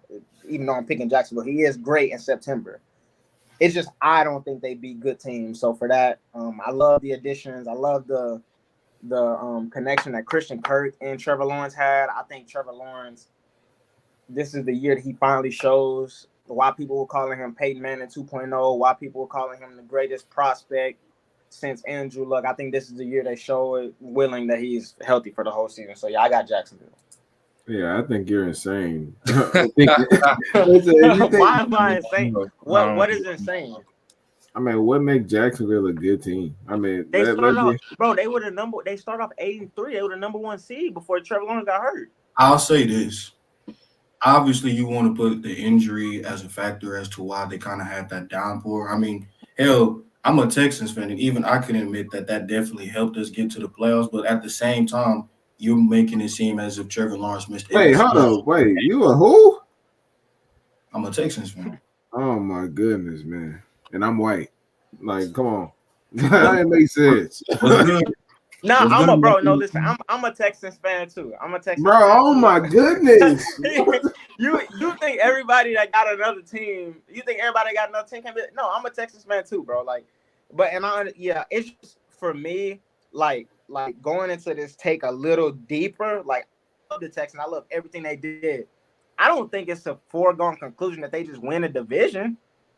And I know we'll get to that. I know we'll get to that. We're gonna get to that, but I think it is. It is. They're gonna win the division, bro. I don't think. I just don't think so, bro. I don't. All these teams that have all the hype, I just don't think so. I think Jacksonville definitely has an avenue of being number 1 in that division. That's just me though, bro. Like, I'm a believer in Trevor Lawrence, bro. That's just me. Like, I don't know, but I got Jacksonville. I got Jacksonville this game. Bro. I can't wait to get into that. Oh, I can't. We'll get into that. Yeah, for sure. We'll get into that. I mean, man, am I dreaming? What the heck did you just say? Don't worry. We'll I can't wait till the game start playing, man. Once the game start playing, it'll start clicking for you. Oh, I got the perfect question for you. With all that being said, I got Miami. You got Miami? I love it. Yeah, I got Miami. Them boys from South Beach can't necessarily beat up on good teams, but I say that they're going to win because, as I guess it's obvious, I don't necessarily think Jacksonville is going to be a good team. I think that they have a lot of questions to answer, but the biggest one is Trevor Lawrence that guy or not? We all know that he's talented, but it hasn't necessarily translated to a lot of success for the Jacksonville organization, and that time is running out between, do we want to, obviously they re-signed him. But I was going to say, why did they pay him? Well, to be fair, I had this talk earlier, a couple episodes ago.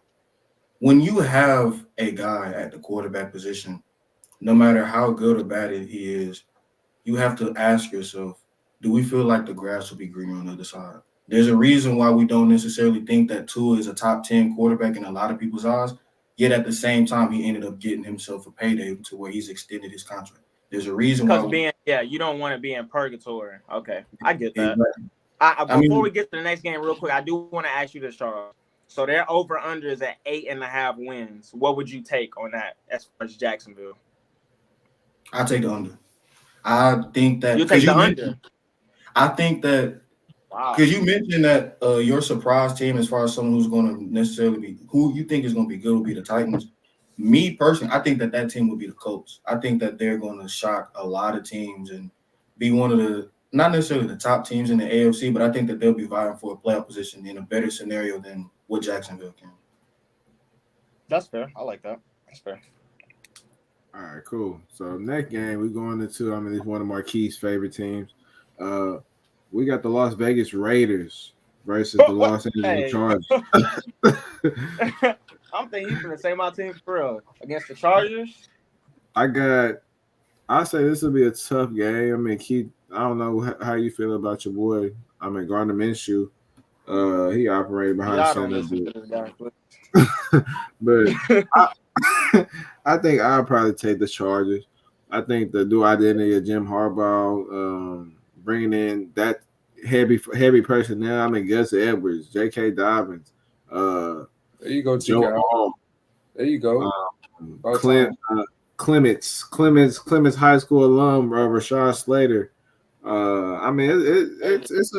It's I think the identity will change. I think talent was never the issue. I think it was a lot of. People may not want to admit it, but I think it's coaching. And also the ability of Justin Herbert to finish in 4 quarters. That's also been one of his biggest things. Is he has the flashy finesse passes, and he's attractive to watch. But as far as closing that deal in the 4th quarter when your team needs you the most, I think he comes up a little short. So I think with Harbaugh and his run first style, I think that'll take a lot of pressure off of Herbert and kind of keep the defense more on its toes. So I believe that the Chargers, they'll probably win this game handily, truthfully. Yeah, so go ahead, Chef. Yeah, I think just Tyler really said everything. Honestly, that's pretty much what I was going to say. I like the Chargers. I'm interested to see what their new identity looks like with a new coach at the helm and leading that team. Because for a while, like he said, talent wasn't the problem. It was just kind of putting everything together at that point. But yeah, T. Cal said it perfectly, honestly. So this was one of the games I also struggled with, going back and forth with, but I agree with you guys. I do think the Chargers will pull it out. Vegas has them as a 3.5-point favorite, so I didn't bet that because I don't think they'll cover it out. I think it will be a close game.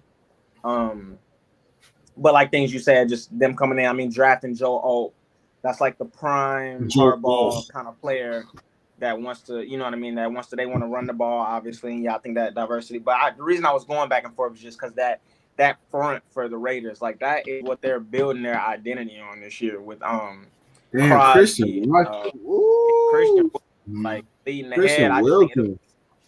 It'll be tough. So, but ultimately, I got the Chargers.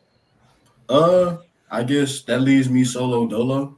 I kind of look at the Raiders and the Chargers as like in similar positions where there's a lot of changing of the guard. Obviously, we've seen the disaster that Gruden had left on that impacted on the Raiders position, and Antonio Pierce has done a very good job at establishing a culture that seems to be what the future of Las Vegas will be bright to a certain extent. I think the Chargers is a little bit of a step behind, and I think because of that, they're going to have a little bit of growing pains that they're going to have to adjust for, and I think that'll probably show up a lot in Week 1. So I got Vegas. Before we go to the next one, do you T. Cal, do you think Josh McDaniels gets another head coaching job ever? Hell no. He's a bad head coach. It's not. I don't think we shouldn't even mention his name with any type of in coach. The NFL. I think in NFL, maybe college. College for sure. Yeah, for sure. If he gets a coaching position in the NFL, the damn sure ain't finna be a head coach. They'll be probably the offensive coordinator, quarterback coach. Mm-hmm. All right, so going on to the next game, we got the Denver Broncos versus the Seattle Seahawks. I think this is pretty self-explanatory, but we may have different opinions. I think Seattle will probably win that game pretty handily. Talent around. First-year quarterback that I don't really think is going to be the best, and Bo Nix. There's not really too much to like about Denver, so pretty short, sweet. I got Seattle winning. It might be by a lot. So Vegas thinks the same. They got Seattle favored by 5.5. I do have Seattle winning just because of the talent wise. I think the quarterback is better. I think they have a better receiving core. I think they have a better back end on defense. With Tariq Woolen, Witherspoon. I think they just got a lot more talent. But I did take Denver to cover the spread though, so I think they do lose by less than 5.5 points. But I do take Seattle to win the game though. That's one of the games I bet it too. So. Yeah, I like I like Seattle. I mean, there's not like TK was saying, there's not much to really speak on in Denver. I mean, it's not really much. I mean, I like I like DK Metcalf still. I think he's he's one of the premier receivers in the league. So I think he'll be better than he was last year. So he said premier. I think I got Seattle. I think it will be close as well. Mike McDonald is that boy for sure. Like, he is a great coordinator, and I think that him being in that head coaching role for Seattle will definitely do wonders. And I think that'll fill the gap that Pete Carroll left.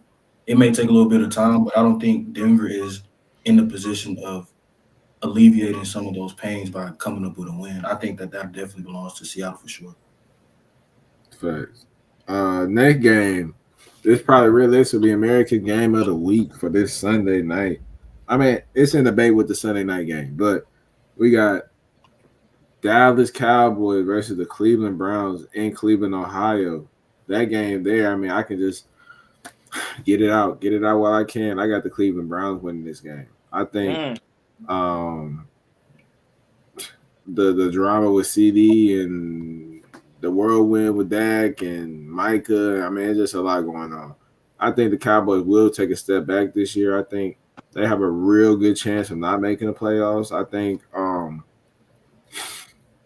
think Cleveland is a sleeper competitive team based off of their quarterback play with Deshaun Watson. We can never get anywhere close. I mean, I think it's a foregone conclusion that he will never become Houston Deshaun Watson. But if he can get anything close to that or halfway there, then Cleveland will be a viable Super Bowl contender with the run game that they have established already with their nasty defense from D-line all the way to their secondary with Grant Delpit and Denzel Ward. And I mean, I can go on and on. Greg Newman, but I don't believe in Dallas. I think Dallas can't beat good teams or good teams with this type of identity. I think the flashy, those type of teams, the running gun teams, I think you can beat them. But I think a hard-nosed physical football team in the Cleveland Browns going in there with a head coach as great as Stefanski was, who just took another damn coach of the year from my boy D'Amico. I was pretty pissed about that.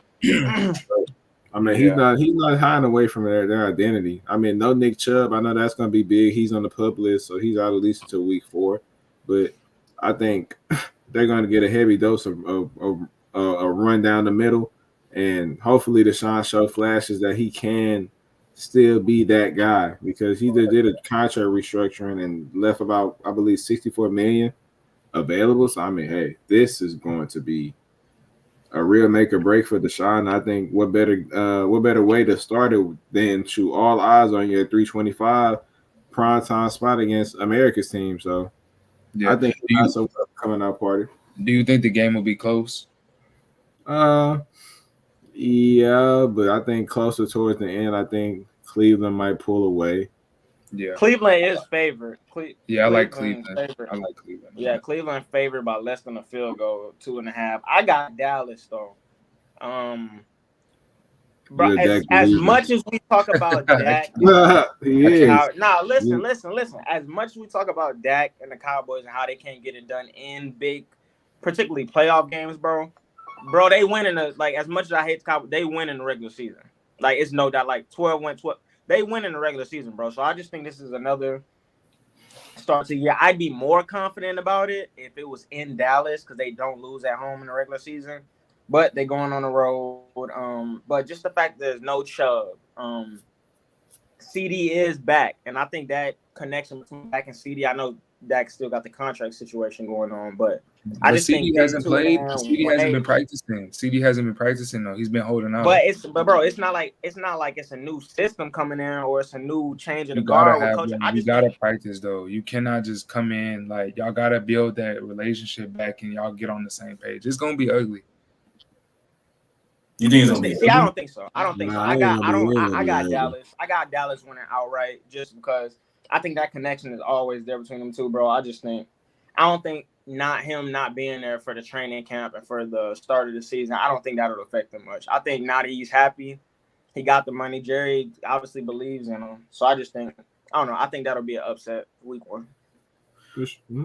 I think Dallas will win for the exact same reasons as Keith said, but also I want to point out that it's kind of lengthy how long we've given Deshaun this, are you going to be back to this Houston self? Are you going to get back to this above average quarterback self? And He got it's hurt not though. He got hurt he though. he did get hurt, and I will give him the benefit of the doubt in that regard. But at the same time, I mean, like when you're getting that kind of production that you expected from Deshaun Watson, from the likes of Joe Flacco, who came up off of his couch in like the middle of the season, I mean, that kind of goes to show you that Deshaun Watson, while we would most likely want him to kind of live up to that contract, and obviously Cleveland wants him to show that validation for why they even gave him that much money, especially guaranteed. I mean, it's been a good number of years. I mean, Putting the organization in a chokehold, fam. Like, that's what I'm saying. I mean, we gave him that first year because, okay, he was suspended. The second year, okay, he was getting his feet wet. It's been a year since he didn't play football. But even before he got hurt last season, I mean, it's not like he was looking great. I mean, he had his moments and he had his flashes, but it's not like he was on that level of, okay, yeah, Deshaun Watson is back to that elite level status that he was back in H-Town. So, I mean, for that reason, along with everything Keith said, I got Dallas.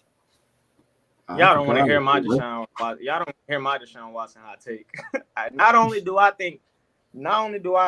don't think that Houston Deshaun Watson is walking back to that door, I don't even think he's the best quarterback on his team right now. I think Jameis, at this point in time, right now, Sunday to Sunday, who I'm starting, I don't know, bro.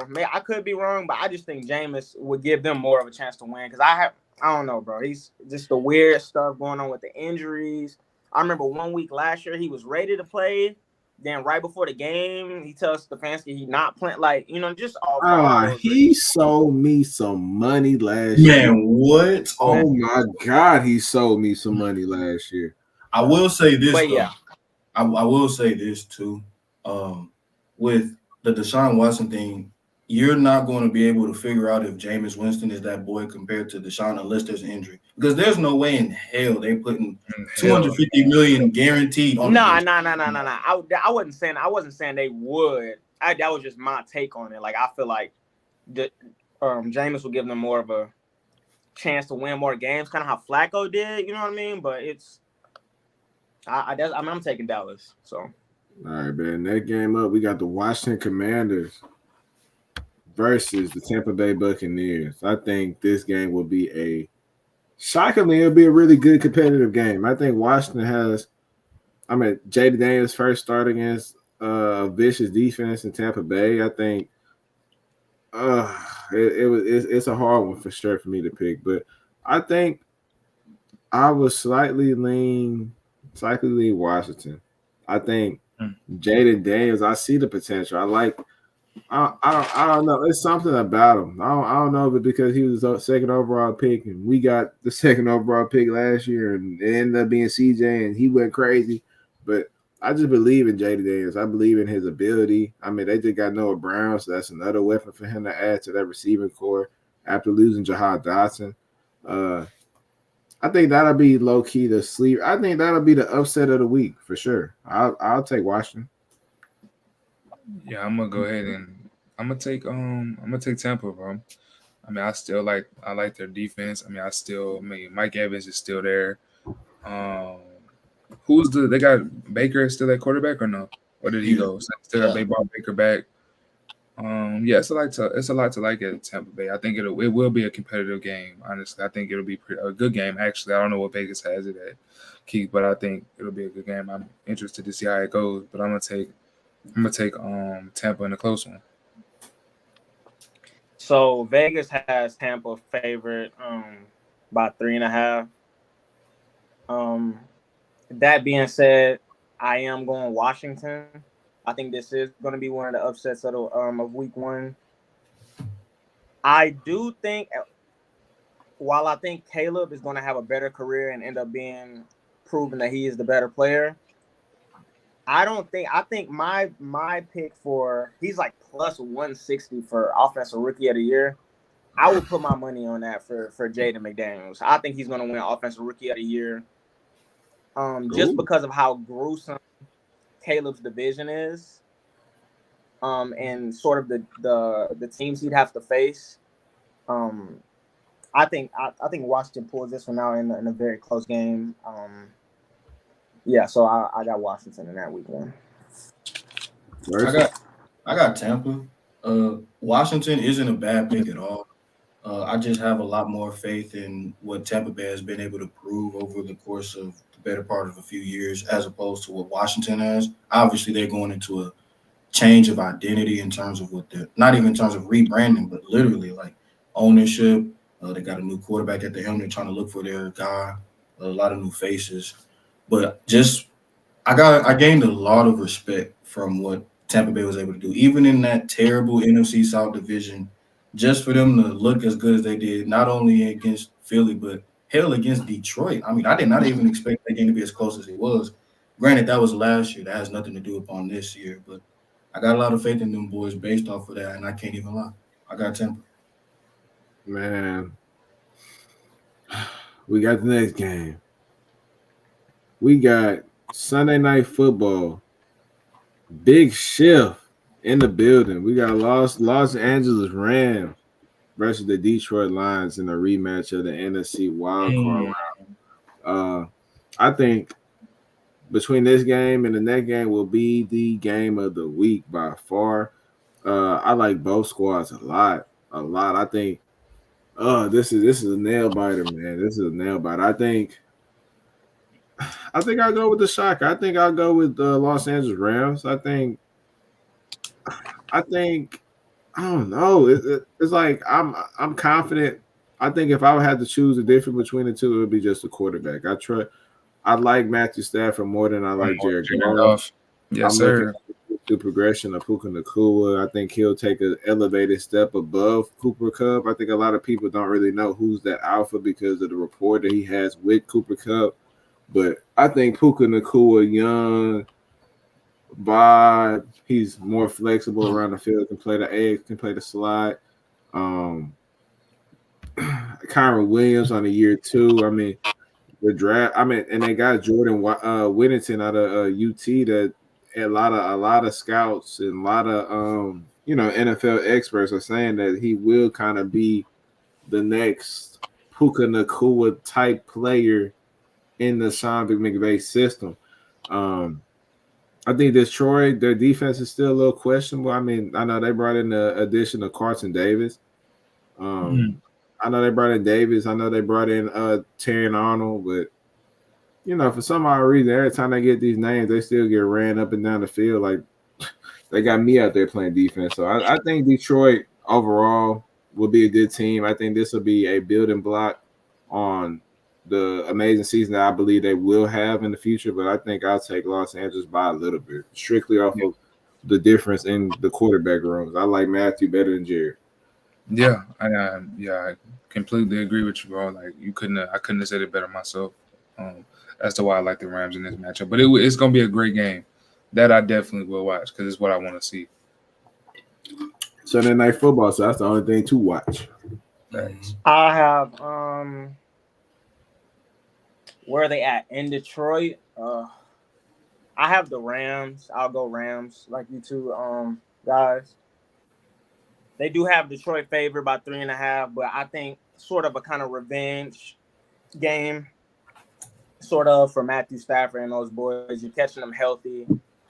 Man, that running back duo of Kyron Williams and Corum, that and with McVay, the way he'll probably use those guys, that's just a solicited amount of weapons around. This is actually the first year for Detroit as far as season long wise that I think they won't be the hunter, instead they'll be the hunted, just because everybody is looking at them as these big dogs, especially in the NFC. And if the Rams don't win their division, they'll end up probably having to go back to Detroit and win. So I think for all those reasons, I like the Rams in this spot week 1. And McVay and Stafford are always great in September. So for those reasons, Sunday Night Football, I got the Rams. I'm gonna be different. I got Detroit, and the reason why is essentially it just boils down to I'm really high on what the caliber and the heights that Detroit can reach this year.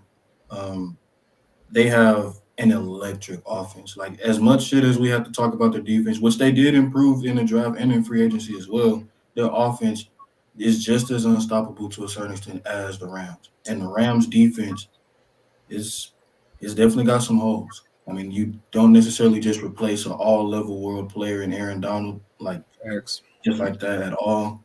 Also, with Detroit, I look at the coaching ability of Dan Campbell and how aggressive he was, and I think his first successful year in Detroit in terms of going to the playoffs and going to the NFC Championship game, I think he'll tone that aggressiveness down.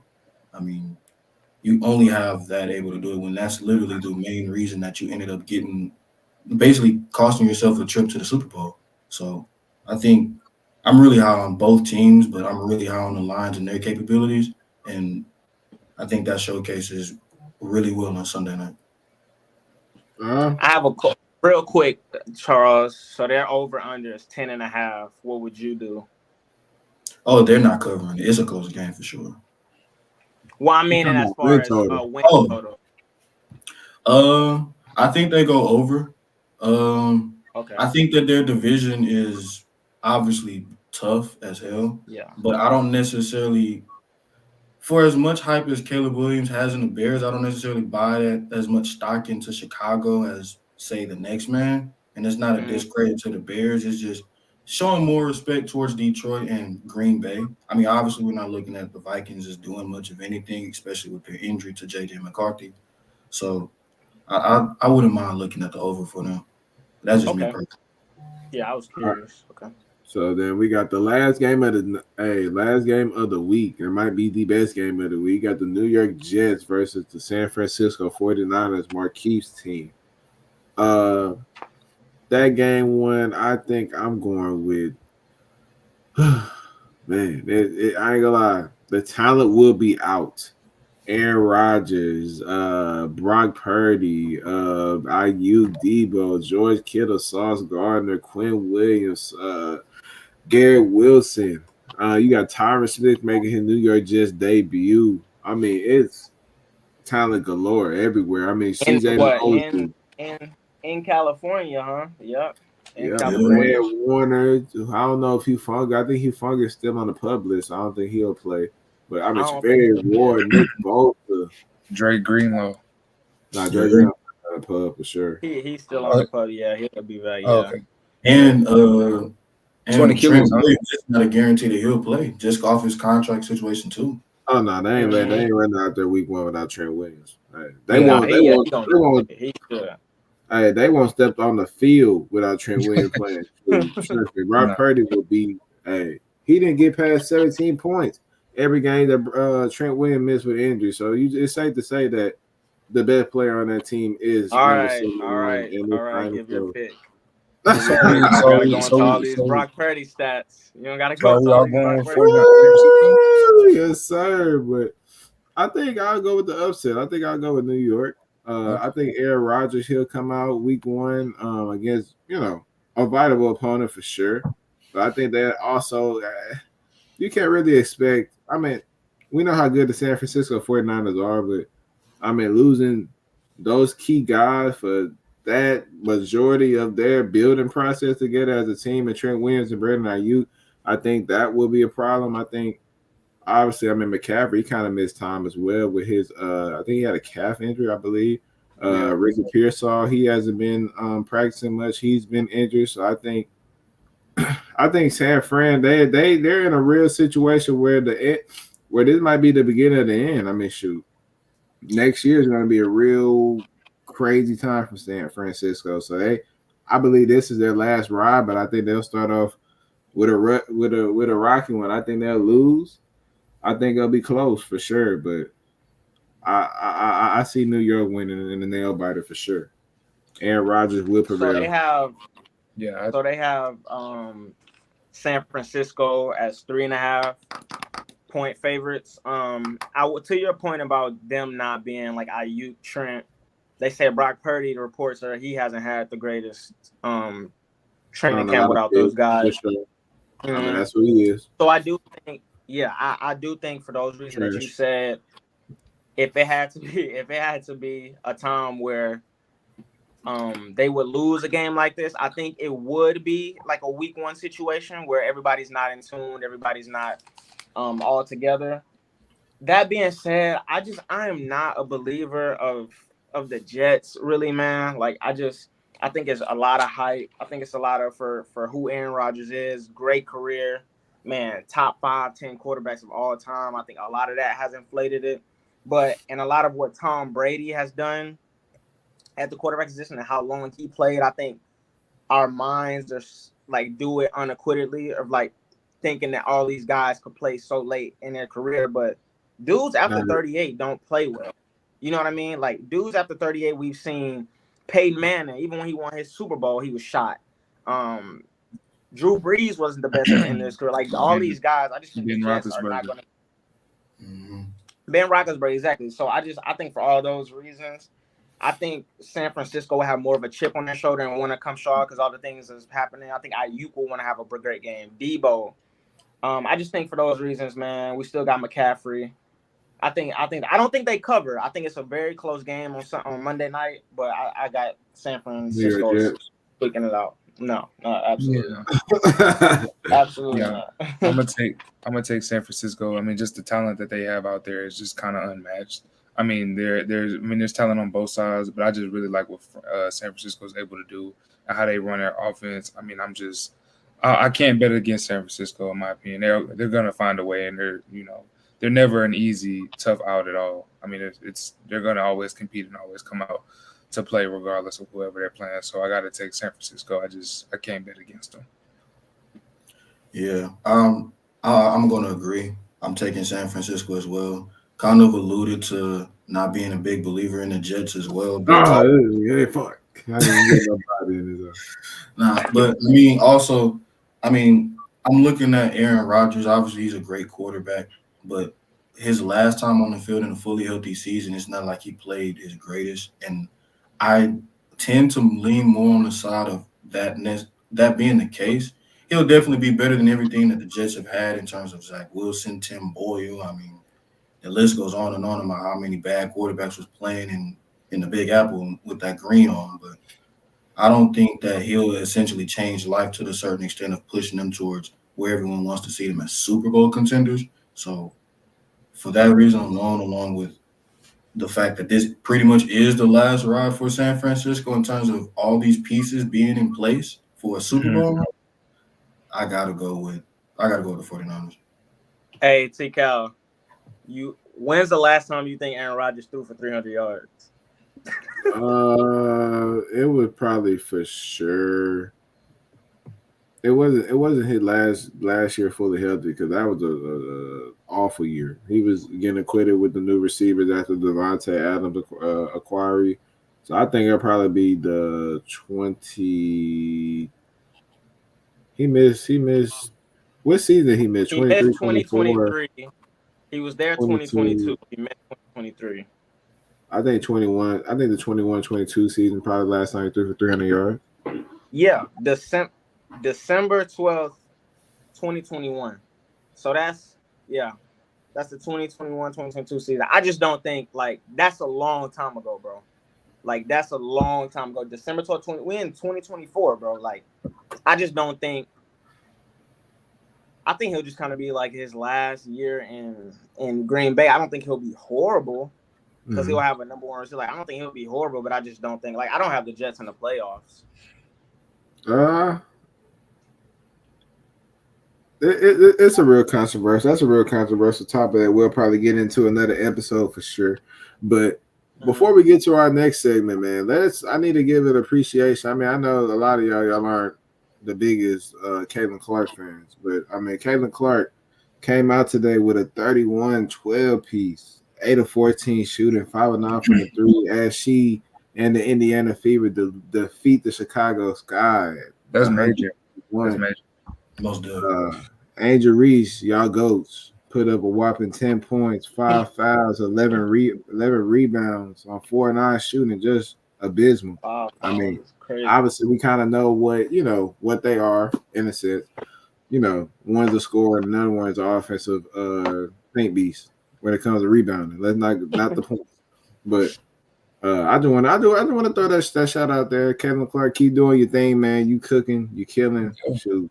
Changing the dynamic of women's sports in general, and putting way more eyes and a lot more media towards it. I mean, shoot, I can't wait. Hey, hopefully Houston, we can get a women's team so I can go out there and I got paid. They need to bring them back. They need to bring the comments back. They do. I'm an advocate. I'm an advocate for that. I want them to do that. Man, hey, if not, I'll make that drive to Dallas. I'll watch them play whenever the Fever visit. Yeah, here we go, Cap, man. Oh. But anyway, going into the next subject, man, we have a real serious, real serious discussion that I have with a lot of fans that call me crazy, but they off there, yeah. But we got the Houston Texans, man, with all the acquirees that we done picked up in this 2024 offseason. Do we believe that the Texans are legitimate Super Bowl contenders? I know this your team, T-Cal. I know this your team, T-Cal, but I'm gonna say not yet. I think I just don't think. I mean, they're still young. CJ Stroud is going into his second year. I mean, because I don't think that they're prepared to beat the 49ers, the Chiefs, the Miamis of the world. I just don't think that they're ready yet. But it's coming though. They're all on the way.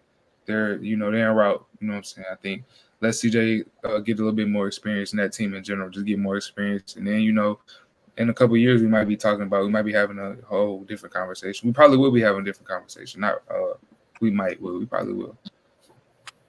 Keith, what's your standpoint on it? Let me find my notes here. So I do think they're in that championship bubble for sure. Like every year, I try to think of a bubble of teams I think can legitly not just get there, but actually hoist the Lombardi Trophy. And they're in there. One of the things I'm big about is in the AFC, CJ is the only quarterback who hasn't looked across the field and seen Patrick Mahomes yet and lost. You know what I mean? Josh Allen has seen him twice in the playoffs. Man, heartbreaking, 13 seconds left, and been like, God, man, that guy is he's just better. Exactly. Lamar just last year looked across and lost to him in horrible fashion. Didn't play this worst game of the season. Joe Burrow, the last time they met in the playoffs, he beat Joe Burrow to get to the Super Bowl, ended up winning the Super Bowl. So I think CJ is the only guy, knowing his confidence, knowing the way he carries himself, knowing the way he projects confidence into the rest of the team. I think he would be able to look across at Patrick Mahomes, because at some point you got to go through Arrowhead to get to that bowl. You know what I mean? Whether you're playing against him, whether you're at home or where, you got to go see that man in red and 15. So I think for those reasons, they are a contender because CJ hasn't felt that pain of losing. He feel like he's playing with house money with it. But I mean, I think it's a lot of things looking up for the Texans. Preseason, they played well. People think it's a weak division. Whether me personally, I don't think it's a weak division. A lot of people do think that division they're far ahead of, in front of everybody else. And then we've seen it all the time with quarterbacks who've been good at all take that second year jump. You know what I mean? And he had the best rookie quarterback season of all time, in my opinion. So for those reasons, man, those would be my glass half full reasons why I think they're contenders. I mean, this is just, oh my goodness. I mean, I can't believe. I mean, I no shocking Big Shift because he's a Texans hater, but the Texans are most definitely viable Super Bowl contenders. And me, I don't want to speak out of context because it is my team, but the Texans are like the fact that we were competitive last year with that roster, and not to say that it was just a horrendous roster, but it's nothing to the likes of what we have now. And obviously, you know, talent on paper means one thing, and what you put on field, and you know, that means a whole nother. But CJ Stroud was out there throwing the ball to Nico Collins, Robert Woods.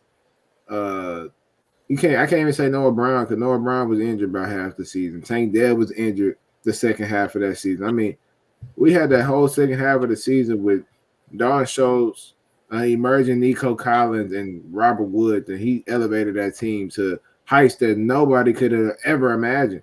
So to say, I mean, CJ Stroud, everybody kind of like to put him in like, oh, like the league done got film on him. Now they done figured him out. Whoop de whoop. I mean, hey, it's not an unrealistic statement. It happens. Like I've seen it before. I've done seen it happen to a lot of people. But CJ Stroud, if we can all be honest and unbiased here, where he does not look like the average rookie at all. He showed it last year where he demolished every rookie record. I mean, he threw for 470 against Tampa Bay with no kicker.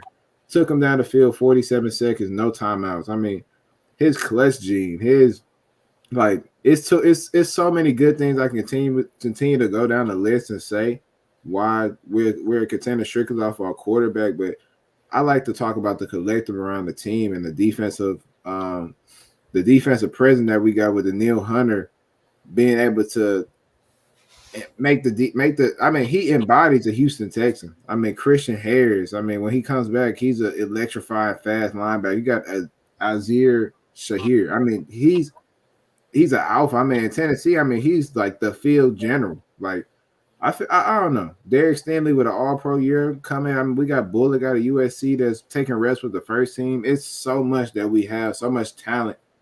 And I don't believe in the other teams in the AFC. I mean, starting off with the Ravens. I mean, the addition of Derrick Henry, a lot of people think that's the missing piece on what's going to change their Super Bowl fortunes. But truthfully, I think Texans, we might be second in line. And when it comes to real deals, contenders in the AFC for a Super Bowl behind the Chiefs, I would say we're the biggest threat to the Chiefs. I don't think Cincinnati, I think they took a step back with some of the losses that they had on their roster. I think Baltimore, their biggest thing is quarterback play. And, I mean, Lamar Jackson have yet to show us a reason to believe in him when it comes in January and February. I mean, he ain't never touched February, but in January, Josh Allen, his team has demolished completely all of those luxury players that they had the privilege of having for those 2-3 years. They're gone. They're able to expensive. I have two things before you go, Charles. So for you, Tikal, so my glass half empty for the Texans not being championship contenders. First of all, their over under is 9.5. I think that's free money. That's disrespectful. Yeah, I think that's free money. If y'all want to go bet that, now I know a lot of places still 9.5. I think that's very, very free money. Disrespectful. And then also, I don't know if you've seen the last 8 games, like the back half of the schedule, but it's not nice. So I'm gonna just read them off for you before you go, Charles. Hold on, 1, 2, 3, 4, 5, 6. So they have the Lions. This is their last 8 games. They got Lions, Cowboys, win. Tennessee again, Jacksonville again. They got a bye. Then they got Miami, win. and then they end with they end with KC, Baltimore, and then Tennessee again. I think that's pretty brutal. Like, I think we'll probably what do they come out of that? 4-4? Like, I would take 4-4 coming out of that. Bro said 6-2. He's a delusional Texans fan. That is ridiculous. 6-2? That's ridiculous. Do y'all not know the team that we have? Who are you gonna lose? Who are the 2 losses to? Kansas City and Baltimore, right? I didn't say Kansas City. I'm asking. You're not beating because y'all got Kansas City and Baltimore back-to-back weeks. That's week 7. That's week 16 and 17, or 15 and 16. Y'all Y'all not coming out of that 2-0. Y'all. I mean, I'm not even saying we come out of that 2-0. I think we'll realistically. I think we'll lose to Baltimore just off of after the emotional high that we have after beating Kansas City. But Okay. I probably I mean, I think it's a realistic. I think the Texans, this absolute ceiling could be 13-4. I think with the brutal schedule that we have the team to go in there and compete with anybody when it comes to our back end, which people might think is a little shaky, but Jimmy Ward being here, his presence is felt, even though he's, inactive majority games. I think if he's available and the rest of our team is somewhat healthy, I think we can take on a lot of we can really take on the field. I mean, I think we're a real live threat to whoever coming out the NFC. Or let me start off with Mahomes, because it all the Bucks ends on Mahomes' death. And I believe that the Texans, we have the weapons, we have the coaching structure, we have the quarterback that's a top 5 elite quarterback in the league, and CJ Stroud, that I feel like that can take the team to places that I feel like that we can make it, which it will be the Super Bowl or AFC Championship. I think I want to see it all come together on the screen before I make any assumptions, but I don't see too many teams realistically messing with us this season. So, as much as Tyler wants to kind of switch the narrative, I am a Texans fan, and but I will also try to leave out my bias in speaking my truth. The thing about the Texans that I like so much is that Tyler didn't even allude to this. You can't necessarily name a lot of things. The things that I'm talking about, I can't name 5 teams off the top of my head objectively better than the Texans roster. I mean, you could probably have your subjective things, but if I struggle to look at a lot of teams and think, okay, yeah, they're for sure better than Houston. I struggle to name teams outside of Kansas City that on paper we can't fuck with. And even with Kansas City being at the top of that list, that's something that we can definitely reach as well. I struggle to name a hole that we have on both sides of the ball. We already got a top-tier quarterback. We already know how electric our receiving core is. Our running backs is looking pretty damn good, especially with what Cam Akers is giving us. Damian Pierce, who knows what we'll get from him, but we don't have to worry about that because we got Joe Mixon. Dalton Schultz is an underrated tight end who will let his presence be felt as a security blanket on third downs for shit show. The offensive line was makeshift the entire year last season, and we still somehow managed to win 10 games. Not everybody's essentially back healthy. The defensive line just got some new pieces, and even with Autry's suspension, we're going to be more than formidable and ferocious, especially with a lot of rotational pieces, but with the anchor of that being Danielle Hunter and Will Anderson Jr. The linebacking core, we're going to miss Christian Harrison, but I like Henry To'oTo'o filling in that role for a temporary amount of time, and he mentioned Azeez Al-Shaair. I mean, he was top 5 in total tackles last year on a struggling Tennessee team. Now, that's saying something. As being one of the only pieces on the defensive side of the ball and being as electric as you are to be an eye-popping talent. Because, I mean, even I pointed out that, damn, he's actually making plays against us when we was going against him twice. The back half, the secondary, we already know what we're getting from DSJ. I have a lot of Derek Stingley Jr. Nigga, who called him DSJ? He banging up his old age and shit. Hey, let him rock. Let him rock, man. Hey, either way, call him whatever you want to call him. Just make sure you add all pro at the end. But so it just comes down to experience. Like I said, y'all have the pieces. It's just the experience. Yeah. Well, I mean, it's okay. You don't gotta believe. For me, it's experience, bro. That's what it comes down to. But what experience? It's the first place schedule for me, bro. Like Jacksonville, Tennessee, and the Colts, none of them made the playoffs, so they don't have first place schedules. Like, I just feel like they're gonna have to scratch and claw, especially towards the end of the game or the end of the year. I think they're making the playoffs no matter what. It's just winning the division, and I think Jacksonville can win the division based off them not having a first place schedule, if you know what I mean. I think that's not a terrible thing to think about, but you just look at Jacksonville on a higher level than me personally. I can respect that. I understand where you're coming from because while I can admit that Jacksonville is not better than Houston, I can admit that there is benefits to having a weaker schedule. But at the same time, I just think that there's a significant gap between where Houston is and where Jacksonville is in terms of not only quarterback play, not only in terms of that level of leading an efficient offense, but in terms of coaching, in terms of D'Amico versus Doug Peterson, in terms of the OC versus the OC in Jacksonville, in terms of the receiving core, because we don't necessarily know what we're getting from Gabe Davis. We don't necessarily know what we're going to get from those guys that's on that Jacksonville side, but we do understand that we're getting legitimately 3 guys that you can't necessarily double any one of them other than whenever they're going off for over 100 in the first half. Hey, Charles, I got something to say too, and it might be a hot take and stuff. I'll let you finish, but I believe that CJ Stroud is the 3rd best quarterback in the AFC behind when it comes to like being able to be that guy for their team. I think it's only Mahomes and Burrow. I don't think nobody else. I think it's a debate. You could put CJ right behind those 2 guys when it comes to actual like. I disagree with that. And this is why I would have a lot of rankings have them like that. It's like Mahomes, Burrow, CJ. Yeah. I think that's. That's what I would agree with Cheers in that though. Where that's why I think experience comes. Whether we on the same. Me and UT we on the same side as thinking. Okay, he didn't have just a regular rookie season. He wasn't just a regular rookie. He's going to build off this show. I think that 100%.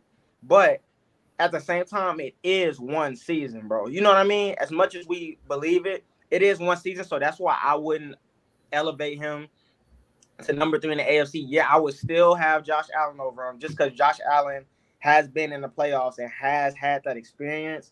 And then I will put Lamar over him just because Lamar has had that experience. I have a question. I have a question, and I mean this in all sincerity. Where was that experience level for Joe Burrow when he took Cincinnati to the Super Bowl? I mean, he legitimately did miss like over half the season, and although it does help when you get draft picks like Jamar Chase in a loaded receiver class, and you end up elevating your offensive level of production, nobody in hell thought that Cincinnati was going to win double-digit games, let alone go to the Super Bowl by beating Kansas City on the road. I mean, every single game that they faced in the playoff run that they had was a road appearance. They knocked off Tennessee when we thought Tennessee was going to do something with Derrick Henry and Tannehill, and when they was winning the South on a seemingly annual basis. Then they knocked off Patrick Mahomes, and that level of maturity and experience didn't necessarily factor in when they ended up going in there and shutting them boys down, and he ended up leading that game. So, I mean, that experience thing, while it does have its place in the NFL, especially at the quarterback position, there are plenty of scenarios where that doesn't necessarily, it doesn't necessarily show a linear parallel between how good you are this season towards the next, or when you have these expectations versus when you have Lombardi expectations. I don't necessarily think that that's automatically correlated. All right, Ben. Let me break it down in our turn. CJ is that guy. CJ coming back next year for fucking vengeance. He got a squad. He got receivers. He got a O-line that you could look around the league. He's arguably top 10. He didn't play like of a rookie. He played, forget that, because I think that's just cliche. He played like one of the elite guys, and the only reason we don't give him his title is strictly off of his age, experience, and how little we seen. But we're quick to kind of crown these other guys. Like with Sauce Gardner, his first year, sure, everybody thought he was elite. I mean, he made first team All Pro, but I mean, we could also say that comes with kind of biasness because of the market he's in. I mean, his stats are nice and stuff as well. But I mean, we give certain. I feel like we give certain players that level of respect just based off of that one good year, but we don't want to give it to everybody, or it's kind of a media agenda. Because truthfully, shoot, Joe Burrow, I think after his first year, he hasn't really. I think he's elevated his play, if anything. So I think we kind of got to identify that these unicorns and like, okay, he's different. Like, okay, we understand he's different, but also let's give him his proper respect. And if anything happens on the field that shows me, like, okay, like I may have misspoke, like he's coming kind of back down to earth. It's like, okay, we can respect that, but I feel like I think by mid-season, I mean, I would definitely be like he's number 3 in the AFC. I think by like mid-season, it's just right now as we're talking right now. I can't, even though I believe in the guy for sure. And Cheers, I ain't gotta say no. I know he believes, so we good. we good. He gonna be at the Texan game either now or during the playoffs.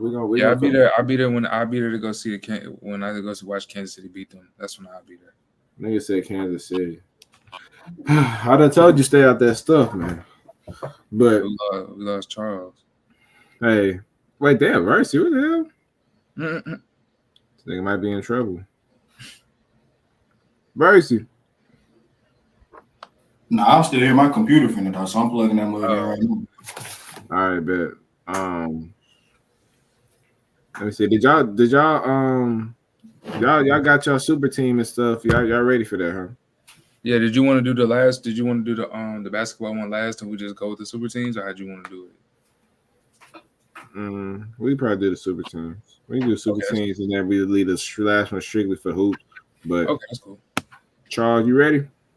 Yeah. All right, we just wait for you to plug your camera. I mean, y'all starting. I'll just go last. Yeah, go ahead, Tico. All right, bet. So we doing the segment now strictly off of division. We're building our division super team. So starting off, we'll start off with the AFC North. I think they're probably the most confrontation that you'll get out of any division, but I'll start off with the quarterback position. I'm taking Joe Burrow. Or do we all agree that Burrow is the best quarterback out that division? Yeah, I mean, this is all about who you, I mean, that's who you taking. I figured you would take him. But it's a majority vote. So if Keith think Lamar and you think it's Deshaun, and we'll. Hey, nah, I got Joe. Just because what he was showing in the playoffs and being able to look at Mahomes eye to eye and say you beat him and been to a Super Bowl, there ain't much to talk about for me. Yeah. I think I like Lamar a lot, but I gotta take Joe Burrow just as an overall complete quarterback. Yeah, I got Joe too. It ain't really much of a discussion. Even though it's weird that Lamar owns Joe Burrow, like the Ravens own the Bengals, like in games. That's crazy to me. But yeah. Running back position. I'm taking running back position. I'm taking. I think Nick Chubb is the best running back in that division, and then afterwards, I'm taking Derrick Henry as my second running back. You think Nick Chubb is better than Derrick Henry? Yeah. Hell yeah! What are you crazy? What? Are y'all crazy? Nick Chubb is Derrick Henry. I'm with you though. Derrick Henry is. Oh yeah, nah. Derrick Henry for sure. Oh yeah, you're insane, but no, not at all. What you think, Henry, bro? What you think, Charles? I'll take Henry just off of the fact that I don't know what kind of Nick Chubb we're gonna get after that injury. You can definitely have an argument prior to it, but running back shelf life isn't necessarily the longest, and especially with an injury to a broken leg, essentially, kind of got to go one-sided with Derrick. We talking about what we seen previously on the field. Forget the injury. Who run the ball better? Is Nick Chubb? I mean, if you're going off of that, then longevity-wise and in terms of peak, I'm taking Derrick Henry all the way. Derrick Henry, bro. Like, what? Crazy. Like, Nick Chubb is that boy, but you ain't going to find too many people that's going to be on your side unless they, Cleveland fans. All right, so who is your running backs for the AFC North? 2. Him and Chubb. Oh, so we all consistent on that. Yeah, okay. We all consistent on that for sure. Yeah. Receivers. I think we'll probably all be consistent. I'm taking Jamar. I'm taking Amari, and I'm taking. It's a hard one. It's a toss up, but I like the upside. I like George Pickens. Yeah, I like George George Pickens over T Higgins and Zay Flowers. You said over T Higgins. I mean, you could have put T Higgins in there if you wanted to. Yeah, but I like T Higgins a little more than I like Pickett. Me too. You, I'm on that Yeah, side I like too. T Higgins. Yeah, I like Higgins more. you swap Pickens with T Higgins, and you got me. I'm with T. Yeah. I'm Nah, with T. T that boy. Hey, T that boy. For real. I'm taking George, but I guess the receiver room. I guess since it's 3-1, it's gonna be Jamar, Amari, and T. So Yeah.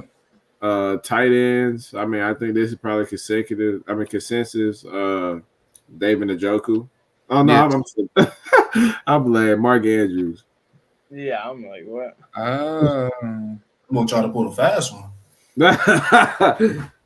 See, that boy Chef, he don't know what to do now. He like, damn. I don't know because I mean, what kind of Njoku had that little that thing with the how was it? How did he play last year? I didn't really keep over. He was an all pro. He was serviceable for sure. Yeah, he was Njoku. Njoku nice. Njoku was all pro. He was. Yeah, I mean, so why are you taking Mark Andrews? He weren't all pro. He weren't all pro. Are you taking Michael? He was a Pro Bowler. He was a Pro Bowler. You said am I taking who? Mark Andrews just off of preference, or is it just like? Oh no, he's a better tight end for sure. So y'all taking Mark Andrews? Yeah, I got Mark. Okay, that's cool. I mean, majority. I'd like to take Njoku, but y'all got it. Nah, for sure. Njoku's solid though. That ain't like It's not a bad choice at all. You can have a little argument with it for sure, but I mean, I think Mark Andrews, the more accomplished player, the real definition of security blanket for a quarterback. Yes, he's their number one receiver at the tight end position. For sure. So next we're going with the O lines.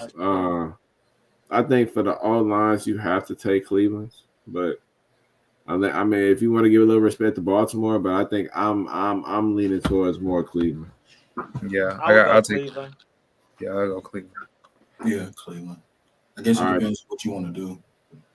Then the defensive line, I think we can all agree. I mean, I think that's a toughie, but I think I wouldn't want to consider TJ Watt as like a part of that linebacker core. I think we should consider linebacker core. He played with his hand in the dirt a lot. I'll say defensive line. I'll probably go Pittsburgh.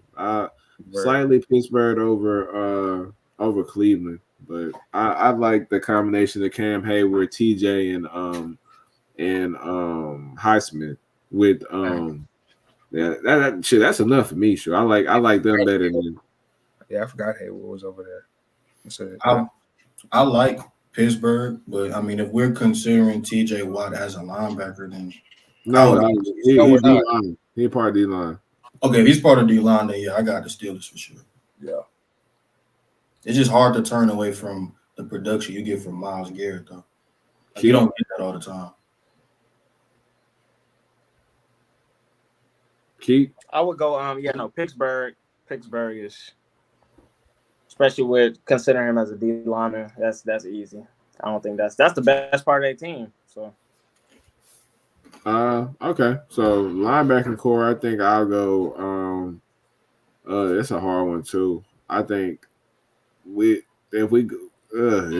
hard because the loss of Patrick Queen, that would have made it just unanimous. I mean, Roquan Smith is the second best linebacker in the league for sure, but also I'm looking at Cleveland, Jeremiah. Yeah, he's a dog, bro. I ain't gonna lie, he is a dog, but I guess I'll lean towards Baltimore. I think Roquan outweighs the tandems of what other teams have, so I'll lean Baltimore for the Roquan factor. Yeah, I was hoping. Yeah, I was gonna take Baltimore too, even if you went with your who else were you thinking about going with? What was your second? I was gonna think about Cleveland and Pittsburgh. I was going. If you would have picked Cleveland, it wouldn't have been a bad pick. But I was gonna go with Baltimore. So I'll probably go with Baltimore. Keep. Baltimore for sure. Like you said, Roquan Smith. Man, I don't know if y'all seen the stats of how that defense been since he got there, but it's y'all. Whenever y'all get a chance, go look at that. They're top of the league and everything since the first game he been there. So definitely. All right, the back half, secondary pace. I'll probably take Baltimore still. Marlon Humphrey, Marcus Williams, Kyle Hamilton, Stevens. I mean, that kind of icing on the cake. I like Minka for sure. Joey Porter, I think he'll be one hell of a player one of these days. But I think overall, the collective of Baltimore secondary is better than anybody's in the AFC. Wait, hold on. Damn, I forgot about the damn Browns with Denzel. No, I'm going Browns. I would say I'm going Browns. I really like Jabril. I really like Ward. Nah, I'm going with the Browns. I would say Greg the Browns. Newsome, Emerson, Newsome, Grant Delpit. The boys is nice up Yeah. there. Yeah. Yeah. Damn. That might make me change my mind. Yeah, I'll go Cleveland. Yeah, I'll go Cleveland. That's tough.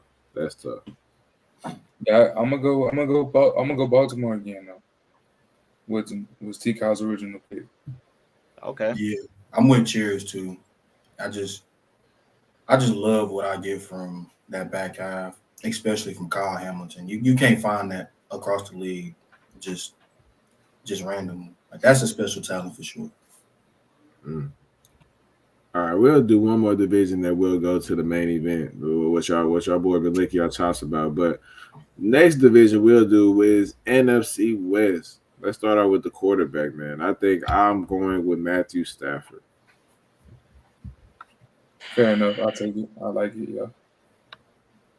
Yeah, the only one with a ring. I'm trying not to be biased. I'm really trying not to be biased here. No way you talking about Brock Purdy. Wait. Before you answer, I got one question. What makes that decision hard for you? Like, realistically speaking. What makes it hard for me? He's a 49er bandwagon. It's not hard. It's Matthew Stafford. It's not hard. I literally just have to tell myself, don't be biased and don't make this an argument. That's basically what I was saying. But just winning, he's such a winner. Like, the guy wins, man. He wins. But no, Matthew Stafford, no doubt. Okay, so running back position.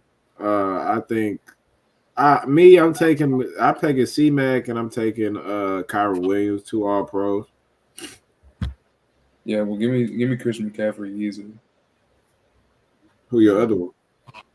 Oh man, you got Kenneth Walker, you got James Conner, you got Kyron Williams.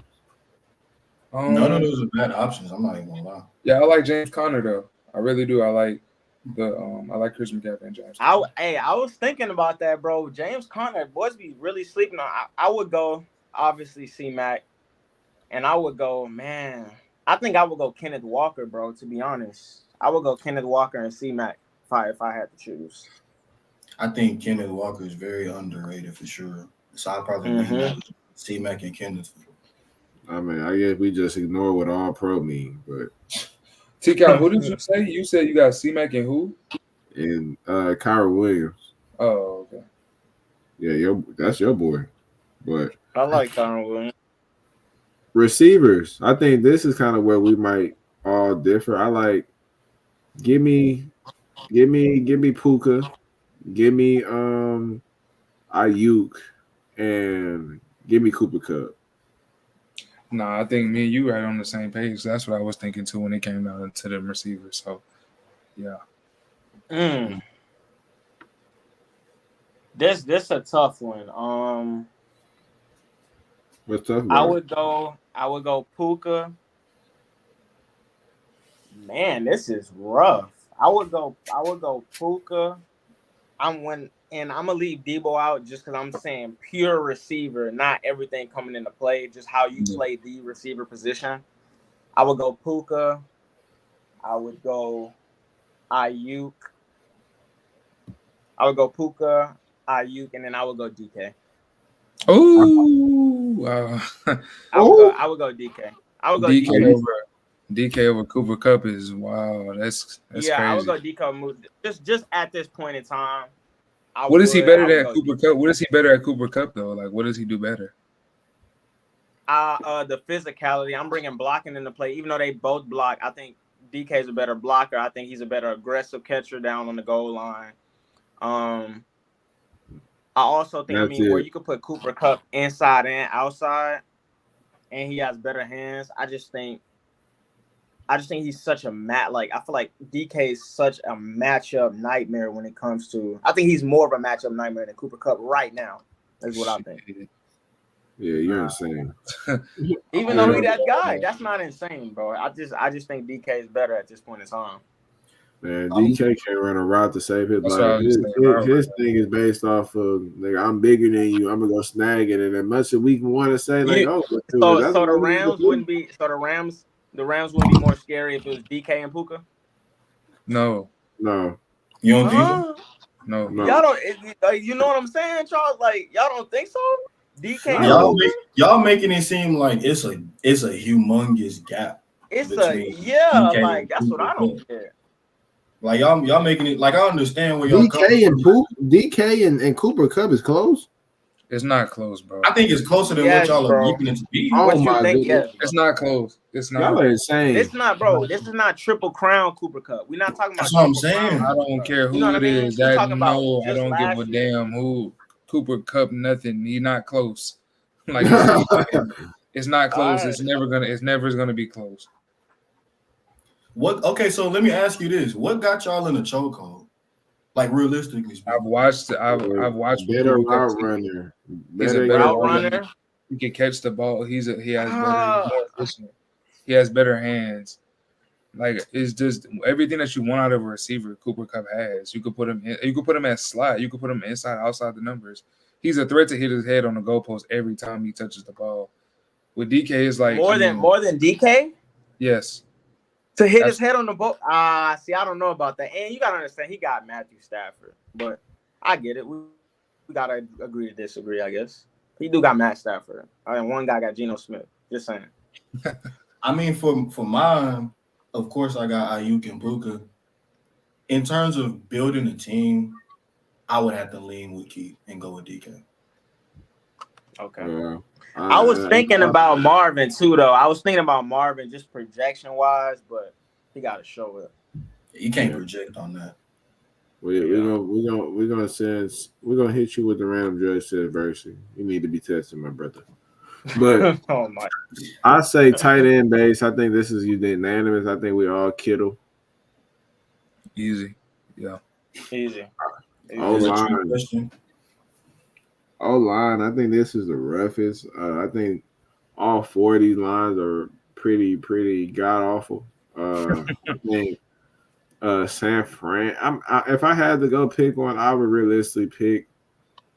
Man, it's hard. I'd probably go Rams. I'll go Rams. I think the Rams they a lot second half of the season with that running attack. I mean, shoot, to say they line they ain't up to par and stuff like that. Shoot, they was able to run that right down their opponent's throats. I think San Fran. I mean, a lot. If you're a real San Fran fan, Keith, you can be honest and say that Trent Williams is the O line. The opposite side is pretty abysmal. Yeah, that's a lot of running to the left. Yeah, for sure. So I think we can all probably unanimously say the Rams, unless y'all just believe that Trent Williams. I think I would go. I might shock you, but I would probably go Seattle, just because. Like you said, all of these lines aren't good, but Seattle got they have somewhat of a like their left tackle looks very Trent Williams. I mean, obviously he's not going to be Trent Williams, but he's very Trent Williams-like. And they're just so young. And I think last year, like, the Niners O-line was not great. Obviously, the Cardinals isn't. And the Rams been working on theirs ever since that Super Bowl run when they lost. Forgot old boy's name, but the veteran. And I would go Seattle. Andrew Whitworth. Yeah, Whitworth. Ever since they lost Whitworth, they've been trying to rebuild that. But I would go Seattle.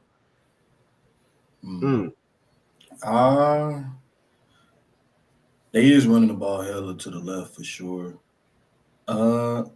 If I were to pick San Francisco, I guess it's just specifically for how much respect I have for Trent Williams. But I mean, you take him away, then yeah, I'm obviously leaning the Rams. But I would, assuming Trent is going to be there for the majority of the season, I'd have to kind of go with San Fran just off of how much he can make up compared to his lackluster being there. Yeah, I'm gonna go with Charles too on that and take San Fran just because that's just how it just shows how good Trent really is. I mean, I think nobody's will argue he's the best left tackle in the league. I mean, that's not a question. So for that, yeah, I gotta take San Francisco on that. Oh man, okay. So I mean, next thing is up defensive line. I think this probably unanimous. I'm taking the 49ers. Yeah, easy. Everybody say 49ers, Yeah, that's no question. Linebacking core, 49ers. I think that's a unanimous. So, like, I'm pretty sure majority of us have 49ers throughout the entire defense, huh? Right. Yeah, the secondary too, probably 49ers. Secondary. Bro, they got a Pro Bowl team, bro. This is crazy. It is insane. It is going to be spooky when after this season, what they're going to do with contracts. So you think this is so everybody kind of thinks this is their last like window of opportunity to make something happen with this group? Oh, guaranteed. Yeah. Well, they got to pay Brock Purdy. Yeah. Yeah, they got to pay Brock. We got to pay. We're probably not going to keep Debo. Debo coming around the corner. Yeah. Y'all doing best. Y'all be best by getting off of him early before he actually declined. Because once he declined, I don't think this is the last window though, bro. Like I believe in Brock. So like I think once we pay him, we just sold up IU. That's your wide receiver run. C-Mac probably got 2 more years, maybe. I think next year they'll be good, and the year after I think they'll be straight. It's just when you start losing all them defensive people like Ward. Yeah, and then I mean they're not gonna stay young. Yeah. And they're not gonna stay healthy. Hugh Funga gonna have to go get a bag at some point. Like Ward gotta go leave. So.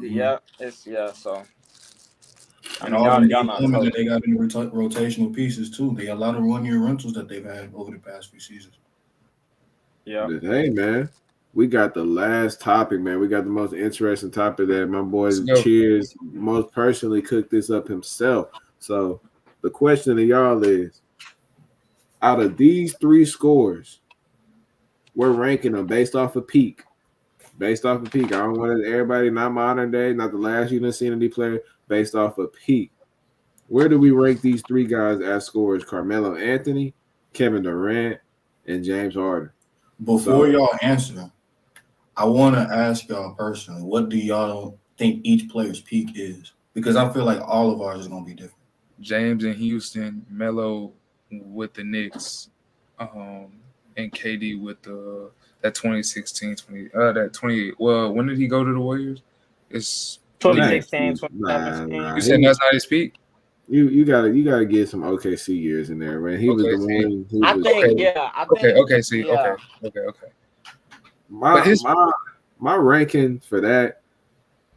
Oh, y'all might not like me, but probably my 1 would probably be James Harden by far. I think James Harden at his peak of scoring the basketball was by far is crazy. But like he was completely. I tell you, he was completely unstoppable.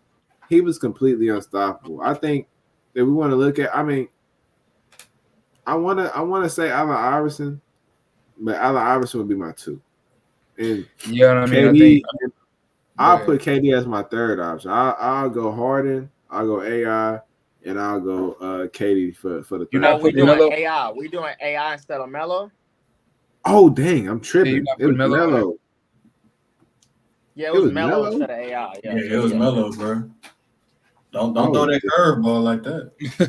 I don't know why I kept looking at AI, but nah. If I had to go from all 3, it'll probably be Harden. And it just hurts, but yeah, I'll probably go. I go KD, and then I go Melo. Hey, bro, Melo and Miss Crazy, because Melo was a bucket. He was a bucket. Don't get me wrong. Like him in New York was crazy. Him in the beginning of Denver was crazy. But I'm looking at Pete Carter. When I tell you, bro, he was a walking. I know his bet line when we was in high school was a solid 45 a night, and betting page would tell you to take the over. I mean, James Harden was that much of a like him as a scorer, 3 levels at his finest was unstoppable. I mean, it was a point in time where defender would guard him on his back. I mean, this is a generational scorer at his peak. Ridiculous. I think Kevin Durant, I mean, the most purest buckets, the most smoothest buckets you ever seen, and it's more efficient.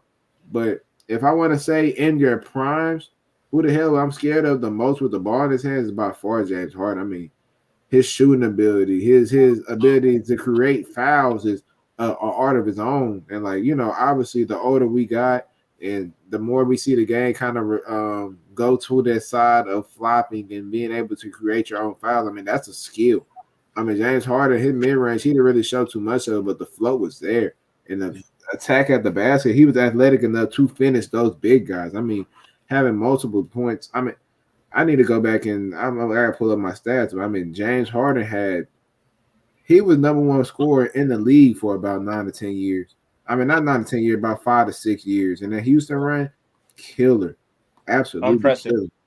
I mean, so Go ahead. I'd probably have the same order. I'd probably go James Harden first as far as just score. KD second, Melo third. I got a couple stats here for y'all. So most 30-point games for these 3 guys. 30-point games. Harden had 318. KD 388. Melo only 272. 40-point games. Harden had 101 40-point games, bro, in his career. 101. KD 70. Melo 36.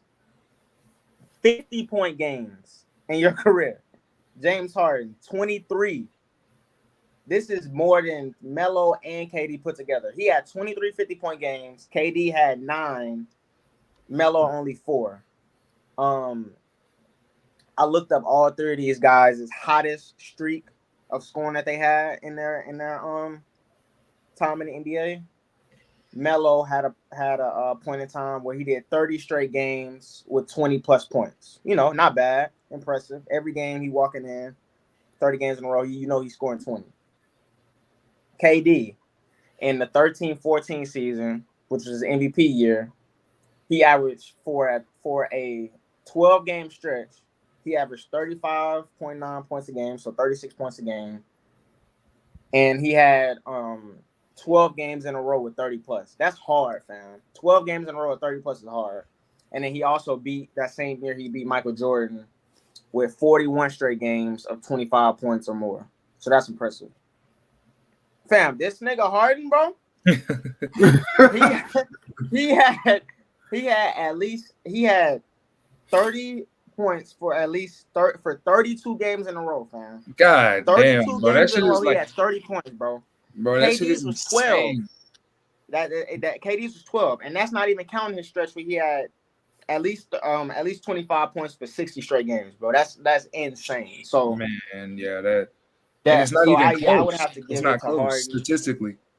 No, statistically, it's not close. Dudes was calling him the best. I remember one point they were calling him the best perimeter score of player. all time. Yeah, Score of all time over Michael, LeBron, Kobe, over all of them. So, man, I would go Harden.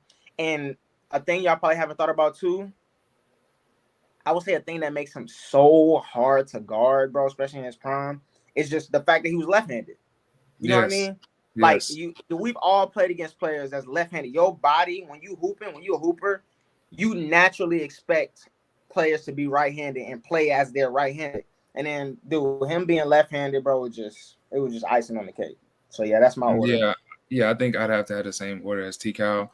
And I'm going to say this because, I mean, you got to think about it. In Harden's prime, they were changing rules to where he was less effective. Like the bait foul, where you jump back into the defender, that's not a thing. You can't go under the nigga's arms and do shit like that. Like they were changing rules because of Harden. So it's like, I got to put him one and I got to have KD because he's 7 foot tall, shooting the ball at an 8 foot apex. He don't see you.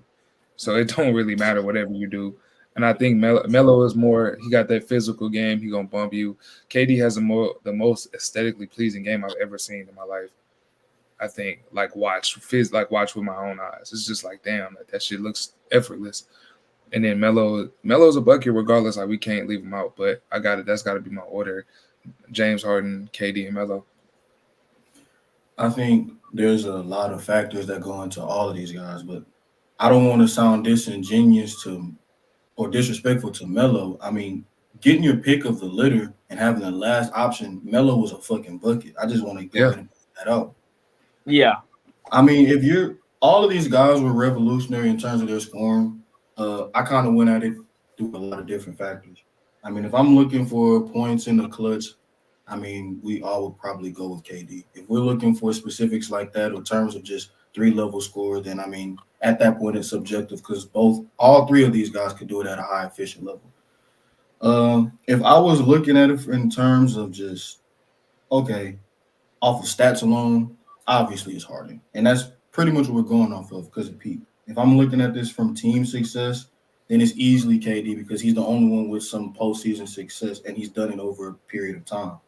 Yeah. If I'm going off of just nostalgia and just, you know what I'm saying, get a bag and get a bucket, like literally go and fuck competing. Let me just go ahead and make this money in New York. All right, bet. Let me go ahead and link up with Melo for sure. But in terms of just scoring, it's obviously Harden. And I'm not just saying that because, like, I'm pretty sure we're not all saying this because we originally come from the city of Houston. Fam, what makes Harden so dangerous is how much offense that this nigga will generate. I mean, like, people forget that even with him averaging over 35 points a game in the season, he was still leading the league in assists. People forget how much offense that he was generating. Now, obviously, we're talking about scoring, putting the ball in the bucket. And for his argument, for sure, it's, okay, what is there on the offensive side of the ball that he cannot do at a high level? Same thing that you can make that argument with KD. But, I mean, when you're going out and getting 60 and people are looking at that as just like another day in office. Yeah. When you're going out and just dropping 50 in 4 straight games, as if that shit is just simple, when you're messing around and just having all these different stats of how many games you drop 30 in a row, it's insane how many video game-like numbers he made look routine. And it's actually impressive. Even with how we're looking at Harden to this day, we can't necessarily dismiss and forget about who Harden was in his heyday. Yeah, and I think we saw it with our own eyes. It's not that us being from the city of Houston. It's like that makes it even more impressive is that we saw it. Like, I've gone to games and this nigga's had 60.